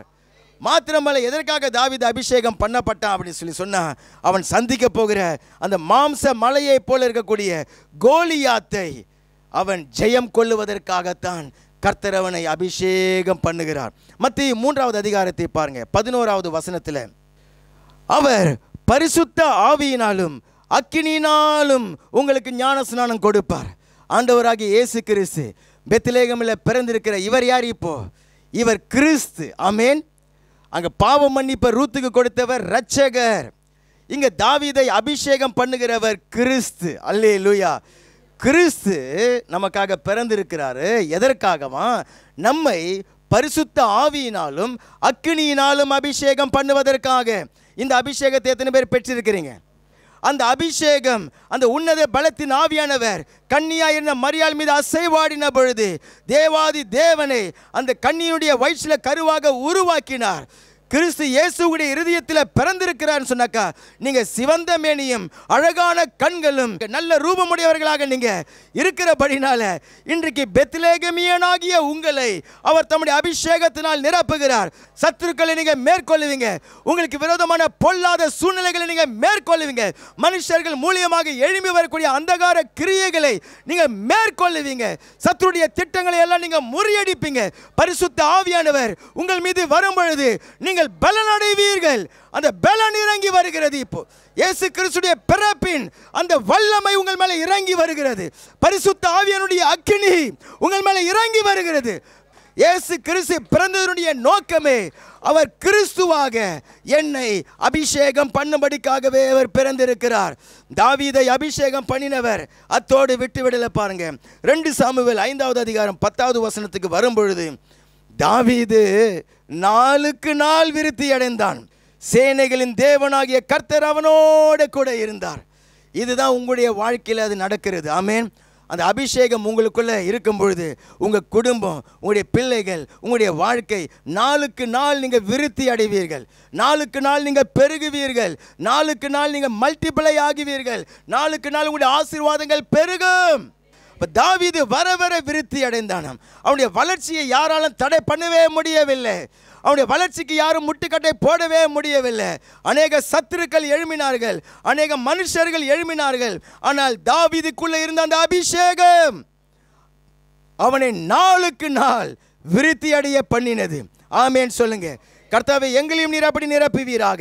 பெத்லகேமில் கர்த்தர் அதற்காக தான் உங்களை இன்றைக்கு கொண்டு வந்திருக்கிறார். உங்களுடைய வெட்கத்தை எல்லாவற்றையும் அவர் மாற்றி சந்தோஷமாக அவர் அனுப்ப போகிறார். உங்களுடைய துக்கத்தை எல்லாம் மாற்றி களிப்பாக தேவன் உங்களை அனுப்ப போகிறார். உங்களுடைய சிறுமை, உங்களுடைய ஏழ்மை எல்லாவற்றையும் நீக்கி அந்த தரித்திரங்களை எல்லாம் நீக்கி தன்னுடைய அபிஷேகத்தினால, ஐஸ்வர்யத்தின் அபிஷேகத்தினால் நிரப்பி உங்களை அவர் அனுப்புகிறார். நீங்க ஜெயம் கொள்ளுகிறவர்களாக இருப்பீங்க. நீங்க முன்னேறுகிறவர்களாக நீங்க இருப்பீங்க. தடைகளை மேற்கொள்ளுகிறவர்களாக இருப்பீங்க. அந்த அபிஷேகத்தை தேவன் இந்த நாளில் உங்கள் மேல் அவர் அனுப்புகிறார். 3வதாக பெத்லகேமியனாக நீங்க இருப்பீங்கன்னு சொன்னா உங்களுடைய இருதயம் பெத்லேகமாக இருக்குன்னு சொல்லி சொன்னால் கர்த்தர் உங்களுக்கு ஒரு விசேஷமான ஆசீர்வாதத்தை இன்றைக்கு கொடுத்து அவர் இங்கிருந்து அனுப்ப போகிறார். அல்லது பெத்லேகமில் நாங்கள் தேடி வந்திருக்கிறோம் அப்படி சொல்லி சொன்னால் இந்த ஆசீர்வாதத்தோடு தேவன் உங்களை இன்றைக்கு அனுப்ப போகிறார். மத்தேயு புஸ்தகம் 2வது அதிகாரம் 1 வசனம். ஏரோது ராஜாவின் நாட்களிலே யூதேயாவில் உள்ள பெத்லேகமிலே, எங்க பெத்லேகம் சொல்லுங்க, பெத்லேகம். பெத்லேகமில் இயேசு பிறந்த பொழுது கிழக்கிலிருந்து சாஸ்திரிகள் எருசலேமுக்கு வந்தார்கள். வந்து ஏரோது ராஜாத்தில் போய் விசாரித்தாங்க. அப்போ ஏரோது ராஜா அவன் கேட்கிறான், எங்கே மெசியா பிறப்பார், யூதருக்கு ராஜா எங்கே பிறப்பார் அப்படின்னு சொல்லி சொன்ன பொழுது 5வது வசனத்தில் அதற்கு அங்கே அந்த பிரதான ஆசாரியர்கள் ஜனத்தின் வேத பாரகர்கள் எல்லாம் அவங்க பதில் சொல்கிறாங்க, யூதேயாவில் உள்ள பெத்லேகமிலே பிறப்பார். அது ஏன் என்றால் யூதேயா தேசத்தில் உள்ள பெத்லேகமே யூதாவின் பிரபுக்களில் நீ சிறியதில்லை, என் ஜனமாகிய இஸ்ரவேலை ஆளும் பிரபு உன்னிடத்திலிருந்து புறப்படுவார் என்று தீர்க்கதரிசியினால் எழுதப்பட்டிருக்கிறது என்றார்கள்.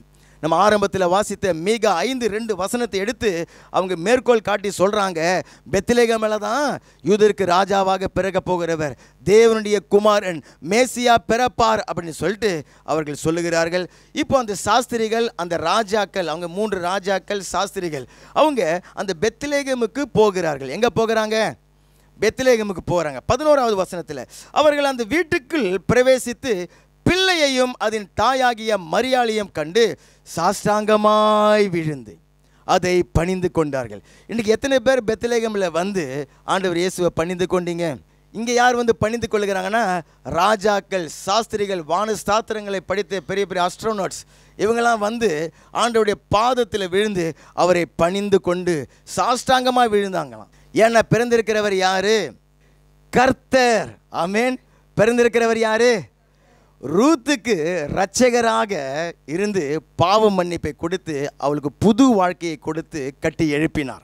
தாவீதுக்கு கிறிஸ்துவாக இருந்து அவனை அபிஷேகித்து அவனை இஸ்ரவேல் தேசத்தின் மேலே ராஜாவாக உயர்த்தினார். இங்கே இந்த பெத்லேகமில் தேடி வருகிற நமக்கு கர்த்தர் எப்படி இருக்கிறார்னாக்கா கர்த்தராக இருக்கிறார். அதனால தான் ராஜாக்கள் வந்து பாதத்தில் விழுகிறாங்க, சாஸ்திரிகள் வந்து பாதத்தில் விழுகிறாங்க. கர்த்தர்னு சொன்னால் என்ன அர்த்தம்? அவர் தான் ஆண்டவர், அவர் தான் ஆளுகை செய்கிறவர், அவர் தான் ராஜா, அவர் தான் எஜமானன், அண்ட சராசரத்திற்கு ஓனர் அவர் தான். அதான் அந்த கர்த்தர் என்ற அந்த வார்த்தை. இப்போ அவங்க சாஷ்டாங்கமாக பணிந்து கொண்டு தங்கள் பொக்கிஷங்களை திறந்து பொன்னையும் தூப வர்க்கத்தையும் வெள்ளை போலத்தையும் அதற்கு காணிக்கையாக வைத்தார்கள். அந்த பொருட்கள் எல்லாமே ஆண்டவர் இயேசுடைய வாழ்க்கை, அவருடைய சிலுவை மரணம் அதெல்லாம் நமக்கு வெளிப்படுத்தினாலும் இப்போ இந்த சம்பவத்துக்கு பிறகு ஏரோது ராஜா பிறந்திருக்கிற குழந்தையாக அந்த கர்த்தராகிய இயேசு கிறிஸ்துவை கொலை செய்வதற்காக அவன் முற்படுவான். ஆகையினால தேவன் தம்முடைய வானதூதனை அனுப்பி இவர்களை எகிப்துக்கு அனுப்ப போகிறார். எகிப்தில் போயிட்டு இவங்க கொஞ்ச காலம் வாழணும். அப்போ எகிப்தில் போய் இவர்கள் வாழுவதற்காக தேவன் பொருளாதார தேவையை ஏற்கனவே ஆயத்தப்படுத்தி கொடுக்கிறார். பாருங்க, எகிப்தில் தான் நீங்களும் நானும் வாழ்ந்து கொண்டு இருக்கிறோம். நீங்கள் எங்கே இருக்கிறீங்க? மெலல்ல மோசியிலன்னு சொல்லாதீங்க. எங்கே தான் இருக்கிறீங்களா? எகிப்தில் தான் நீங்கள் வாழ்ந்து கொண்டிருக்கிறீங்க. உலகம் தான் இந்த எகிப்து. அப்போ இந்த உலகத்தில் நீங்கள் வாழ்வதற்கு உங்களுக்கு பொருளாதாரம் தேவைன்னு சொல்லிட்டு உங்களுடைய கர்த்தருக்கு தெரியுமா தெரியாதா? உங்களுடைய ராஜாவுக்கு தெரியுமா தெரியாதா? உங்கள் எஜமானனுக்கு தெரியுமா தெரியாதா? தெரியும். ஒரு ராஜாவுடைய மகிமை எதில் இருக்கிறதுன்னு சொன்னாக்கா அந்த தேசத்தில் இருக்கிற ஜனங்கள் எந்த அளவுக்கு வாழ்ந்திருக்கிறார்கள் என்கிறதெல்லாம் அந்த ராஜாவுடைய மகிமை இருக்கிறது. ஒரு ராஜா தன்னுடைய தேசத்து ஜனங்களுடைய தேவைகளை எல்லாம் சந்திக்கணும். ராஜா வந்து பிரசிடென்ட் கிடையாது, ராஜா வந்து பிரதம மந்திரி கிடையாது. ஜனங்கள்லாம் ஓட்டுப்படி தேர்ந்தெடுக்கிறதுக்கு தேசமே ராஜாவுக்கு தான். அந்த தேசத்தில் இருக்கிற மலைகள், மரங்கள், ஓடுகிற ஆறு எல்லாமே ராஜாவுக்கு தான் சொந்தம். ராஜாவை யாரும் தேர்ந்தெடுக்கிறது கிடையாது. ராஜா தான் தன்னுடைய தேசத்தில் இருக்கிற ஜனங்களை அவர் தேர்ந்தெடுத்து கொள்ளுகிறார். அப்போ அந்த கர்த்தர் உங்களுடைய தேவைகளை எல்லாம் அவர் அறிந்திருக்கிறார். அதனால் இந்த எகிப்தில் வாழ்வதற்கு தேவையான பொருளாதாரத்தை அவர் நிச்சயமாக உங்களுக்கு கொடுத்து அனுப்புவார். சாலமோன் ராஜாவுடைய நாட்களில் நீங்கள் போய் வாசித்து பாருங்கள். 1 ராஜாக்கள் 10வது அதிகாரத்தெல்லாம் அவனுடைய நாட்களில் செழிப்பு எப்படி இருந்ததுனாக்கா வெள்ளி ரோட்டு ஓரத்தில் கிடக்கிற கல்லுகளை மாதிரி அவன் வந்து குவித்து வைத்திருந்தானா அவ்வளோ பெரிய செழிப்பு. ஆனால் என்னை ஆளுகை செய்கிற ராஜா, உங்களை ஆளுகை செய்கிற ராஜா என்ன சொல்கிறான்னு சொன்னாக்கா வெள்ளியும் பொண்ணும் என்னுடையது. ஆமேன். வெள்ளியும் பொண்ணும் என்னுடையது, மலைகளிலே மேய்கிற ஆயிரமான ஆடு மாடுகள் எல்லாம் என்னுடையது. அப்படிப்பட்ட ராஜாவை தான் நீங்களும் நானும் ஆராதிக்கிறோம். அதுதான் அவர் சொல்கிறாரு, நீங்கள் அஞ்ஞானிகளை போல நீங்கள் கவலைப்படாமல் இருங்க. என்னத்தை சாப்பிடுவோம், என்னத்தை உண்போம், என்னத்தை குடிப்போம்னு சொல்லிட்டு கவலைப்படாமல் இருங்க. அவைகள் எல்லாம் உங்களுக்கு தேவை என்று சொல்லி உங்களுடைய பரம பிதா அறிந்திருக்கிறார். உங்களுக்கு கர்த்தர், உங்களுடைய ராஜாவுக்கு அது தெரியும் உங்களுக்கு என்ன தேவைன்னு சொல்லிட்டு. அதனால அவர் சொல்கிறார், நீங்கள் முதலாவது தேவனுடைய ராஜ்யத்தையும் அவருடைய நீதியையும் நீங்கள் தேடுங்க. அப்பொழுது இவைகள் எல்லாம், எது சாப்பிட்றது, உடுத்துகிறது, தூங்குறது, இடம் எல்லாமே, இவைகள் எல்லாவற்றையும் அவர் கூட கொடுப்பார். நீங்கள் ஜெபிக்கிறதுக்கு நினைக்கிறதுக்கு மேலாக அவர் கொடுப்பார். 2 கொரிந்தியர் 8வது அதிகாரம் 9வது வசனத்தை நீங்கள் வாசித்து பார்க்கும் பொழுது, கர்த்தராகிய இயேசு கிறிஸ்துவின் கிருபையை நீங்கள் அறிந்திருக்கிறீர்களே, அவர் ஐஸ்வர்யவானாக இருந்தோம் அவருடைய தரித்திரத்தினால நீங்கள் ஐஸ்வர்யவானாக ஆகும்படிக்கு நமக்காக கல்வாரி சிலுவையில் அவர் தரித்திரமானார். எனக்காக தரித்திரமானார். தரித்திர கோலத்தில் வந்து பிறந்தார், ஏழ்மையில் வந்து பிறந்தார். ஆனால் கல்வாரி சிலுவையில் எனக்காக அவர் தரித்திரமானார். எதற்காக அப்படின்னு சொன்னாக்கா, தரித்திரத்திலிருந்து என்னை விடுதலையாக்கி ஐஸ்வர்யவானாக ஆக்குவதற்காக, பொருளாதார செழிப்பினால நிரப்புவதற்காக. பிலிப்பு புஸ்தகம் 4வது அதிகாரம் 19வது வசனத்தை நீங்கள் வாசித்து பாருங்க. என் தேவன் தம்முடைய ஐஸ்வர்யத்தின்படி உங்களுடைய குறைகளை எல்லாம் கிறிஸ்து இயேசுவுக்குள் மகிமையிலே நிறைவாக்குவார். அது என்ன அந்த மகிமையில் அப்படி சொல்லி சொன்னாக்கா, பரலோகத்துக்கு போனதுக்கு அப்புறம் தான் நான் தங்க வீதியில் நடக்க போகல, மாறாக கர்த்தராகிய இயேசு கிறிஸ்து சிலுவையில் மகிமைப்படுத்தப்பட்டார், சிலுவையில் உயர்த்தப்பட்டார். ஆகியனால அதனுடைய விளைவாக அவர் சொல்றாரு, உங்களுடைய குறைவுகளை எல்லாம் கர்த்தர் நிறைவாக்குகிறார். கரங்களை பலமா தட்டி நன்றி செலுத்துங்க. இதுதான் அவர் கிறிஸ்மஸுக்கு அவர் நமக்கு கொடுக்கக்கூடிய பரிசு. பெத்லகேமியன் ஆகிய உங்களுக்கு அவர் கொடுக்கிற பரிசு. அந்த பெத்லகேமில் தேடி வந்திருக்கிற உங்களுக்கு எகிப்தில் வாழ்கிற அந்த வாழ்க்கைக்கு தேவையான எல்லா தேவைகளையும் நான் சந்திப்பேன். எத்தனை பேர் அதை விசுவாசிக்கிறீங்க? எத்தனை பேர் அதை விசுவாசிக்கிறீங்க? கர்த்தரன் தேவைகளை எல்லாம் சந்திக்கிறான்னு சொல்லி எத்தனை பேர் சொல்லுறீங்க? கர்த்தரனுக்கு மேய்ப்பராக இருக்கிறார் என்று எத்தனை பேர் சொல்கிறீங்க? ஒரு நன்மை எனக்கு குறைவுபடாது. அதான் சங்கீதக்காரன் சொல்கிறான், ஒரு நன்மை எனக்கு குறைவுபடாது. இன்றைக்கி ஒருவேளை நீங்கள் குறைவில் வந்திருக்கலாம், ஒரு வேலை இல்லை, ஒரு நிரந்தரமான ஒரு வருமானம் இல்லை, குடும்பத்தில் கடன் பிரச்சனைகள் மாறலை, என்னுடைய தேவைகள் சந்திக்கப்படலை அப்படின்னு சொல்லி நீங்கள் வருத்தத்தோடு இன்றைக்கி பெத்லகேமுக்கு வந்திருக்கலாம். ஆனால் பெத்லகேமில் பிறந்த உங்கள் கர்த்தர் இன்றைக்கி ஒரு சந்தோஷமான நற்செய்தியை சொல்லுகிறார். என்னன்னு சொன்னாக்கா, தம்முடைய தரித்திரத்தினால அவர் உங்களை ஐஸ்வர்யவான்களாக அவர் ஆக்குகிறார். அவர் ஐஸ்வர்யவான், சிலுவையில் எனக்காக தரித்திரமானார். அல்லேலூயா. 3 ஆசீர்வாதங்களை தேவன் இன்றைக்கு நமக்கு அந்த பெத்லகேமிலிருந்து தருகிறார். தன்னை இரட்சகராக வெளிப்படுத்தி ரூத்துக்கு பாவ மன்னிப்பாக ரட்சிப்பை கொடுத்து அவருடைய வாழ்க்கையே கட்டி எழுப்பினார். உங்களுடைய வாழ்க்கையை கட்டி எழுப்புகிறார். அவர் உனக்கு பாவ மன்னிப்பை கொடுக்காம, உன்னுடைய பாவத்தை மன்னிக்காம, உன்னை பாவத்திலிருந்து விடுதலையாக்காம உன்னுடைய வாழ்க்கையை அவர் கட்டி எழுப்ப முடியாது. ஏன் சொன்னாக்கா, அவர் இரட்சகர், பாவத்திலிருந்து காப்பாற்றுகிறவர். இயேசுன்னு சொன்னாலே என்னுடைய பாவங்களை மன்னித்து அதிலிருந்து என்னை நீக்கி என்னை விடுவிக்கிறவர். நான் பாவத்தோடு இருக்கிறேன், ஆனால் என்னுடைய வாழ்க்கையை கட்டுங்கன்னு சொன்னாக்க அவர் கட்ட மாட்டார். அந்த இரட்சகர் சொல்கிறாரு, உன்னுடைய பாவங்களை நான் மன்னிக்கட்டும், இன்னைக்கு உனக்காகத்தான் நான் பூமியில் பிறந்திருக்கிறேன், உன்னுடைய பாவங்களை நான் மன்னித்து உன்னுடைய வாழ்க்கையை நான் கட்டி எழுப்ப வல்லமை உள்ள தேவனாக இருக்கிறேன். 2வது, தாவீது குடும்பத்தாராலேயே ஒதுக்கப்பட்டு வெறுக்கப்பட்டு தள்ளப்பட்டு எல்லாராலும் மறக்கப்பட்டு இருந்த அந்த வாழ்க்கையிலிருந்து அவனை தூக்கி எடுப்பதற்காக அந்த கிறிஸ்து தம்முடைய அபிஷேகத்தினால் அவனை நிரப்பினார். அவன் வாழ்க்கையில் அவனுடைய வளர்ச்சியை ஒருவரும் தடுக்க முடியல. அப்படியே நீங்களும் வர வர விருத்தி அடைவீர்கள். உங்கள் தேவனாகிய கிறிஸ்து உங்களோடு கூட இருந்து உங்களை அபிஷேகித்து உங்கள் சத்துருக்களை எல்லாம் ஜெயம் கொள்ளும்படிக்காக அவர் செய்து விடுவார். 3வது, அன்றைக்கு அந்த பெத்லகேமில் பிறந்த தம்முடைய குமாரன் இயேசு கிறிஸ்து, அவர் போய் எகிப்தில் கொஞ்ச காலம் தான் வாழணும். ஆனால் என்னத்தை கொண்டு வந்து கொடுத்தாங்களாம்? பொன்னையும் வெள்ளை போலத்தையும் அந்த வாசனை திரவியங்களெல்லாம் எல்லாம் விலையேற பெற்ற பொருட்கள் கொடுத்து எகிப்துக்கு அனுப்புகிறார். ஆமேன். இன்றைக்கி உங்கள் எல்லாருடைய தேவைகளையும் கர்த்தர் அவர் சந்திப்பார். கரங்களை உயர்த்தி அப்படியே கேளுங்க, என்ன தேவை இன்னைக்கு உங்களுடைய இருதயத்தில் இருக்கிற தேவையை கேளுங்க. தம்முடைய ஐஸ்வர்யத்தினால ஆமேன் உங்களுடைய குறைவுகளை எல்லாம் அவர் நிறைவாக்குவார். கேளுங்க, இன்னைக்கு ஒரு அற்புதத்தை தேவன் செய்கிறார். உங்களுடைய பொருளாதாரத்தில் ஒரு அற்புதத்தை செய்கிறார். ஒரு சில பகுதிகளில் அந்த குறைவோடு நீங்கள் வந்திருக்கிறீங்க. பெத்லகேமியன் ஆகிய இருக்கிற உங்களுக்கு அவர் அந்த தரித்திரத்தை மாற்றி ஐஸ்வர்யத்தை அவர் இன்றைக்கு கட்டளையிடுகிறார்.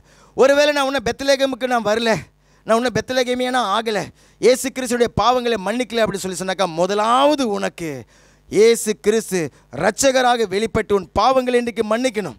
என் இருதயத்தில் இறங்கி வாங்க இயேசுவே, என் பாவங்களை மன்னிங்க, என்னுடைய பிள்ளையாக ஏற்றுக்கொள்ளுங்க, என் வாழ்க்கையை கட்டி எழுப்புங்கன்னு சொல்லி நீங்கள் கேட்டு பாருங்க. இன்றைக்கு அந்த கர்த்தராகிய கிறிஸ்து என்னும் இரட்சகர் உன்னுடைய வாழ்க்கையில் அவர் வருவார். எல்லோருமா எழுந்து நிற்கலாமா? ஆனந்த கீதங்கள் என்னாலும் பாடி ஆண்டவர் இயேசுவை வாழ்த்திடுவோம். ஆனந்த கீதங்கள் என்னாலும் பாடி ஆண்டவர் அல்லேலூயா வாழ்த்திடுவோம். அல்லேலூயா ஜெயம் அல்லேலூயா, அல்லேலூயா ஜெயம் அல்லேலூயா, சொல்லுவோம். அல்லேலூயா ஜெயம் அல்லேலூயா, அல்லேலூயா ஜெயம் அல்லேலூயா. ஆனந்த கீதங்கள் என்னாலும் பாடி ஆண்டவர் இயேசுவை வாழ்த்திடுவோம். ஆனந்த கீதங்கள் என்னாலும் பாடி ஆண்டவர் இயேசுவை வாழ்த்திடுவோம். மகிமை தேவன் மகத்துவராக அடிமை ரூபம் தரித்திகலோகம். மகிமை தேவன் மகத்துவராக அடிமை ரூபம் தரித்திகலோகம். துதரும் பாட மெய்ப்பெரும் போற்ற துதிக்கு பாத்திரன் பிறந்தாரே. துதர்கள் பாட மெய்ப்பெரும் போற்ற துதிக்கு பாத்திரன் பிறந்தார். அல்லேலூயா ஜெயம் அல்லேலூயா, அல்லேலூயா ஜெயம் அல்லேலூயா, சொல்லுவோம். அல்லேலூயா ஜெயம் அல்லேலூயா, அல்லேலூயா ஜெயம் அல்லேலூயா. ஆனந்த கீதங்கள் என்னாலும் பாடி ஆண்டவர் இயேசுவை வாழ்த்திடுவோம். ஆனந்த கீதங்கள் என்னாலும் பாடி ஆண்டவர் இயேசுவை வாழ்த்திடுவோம்.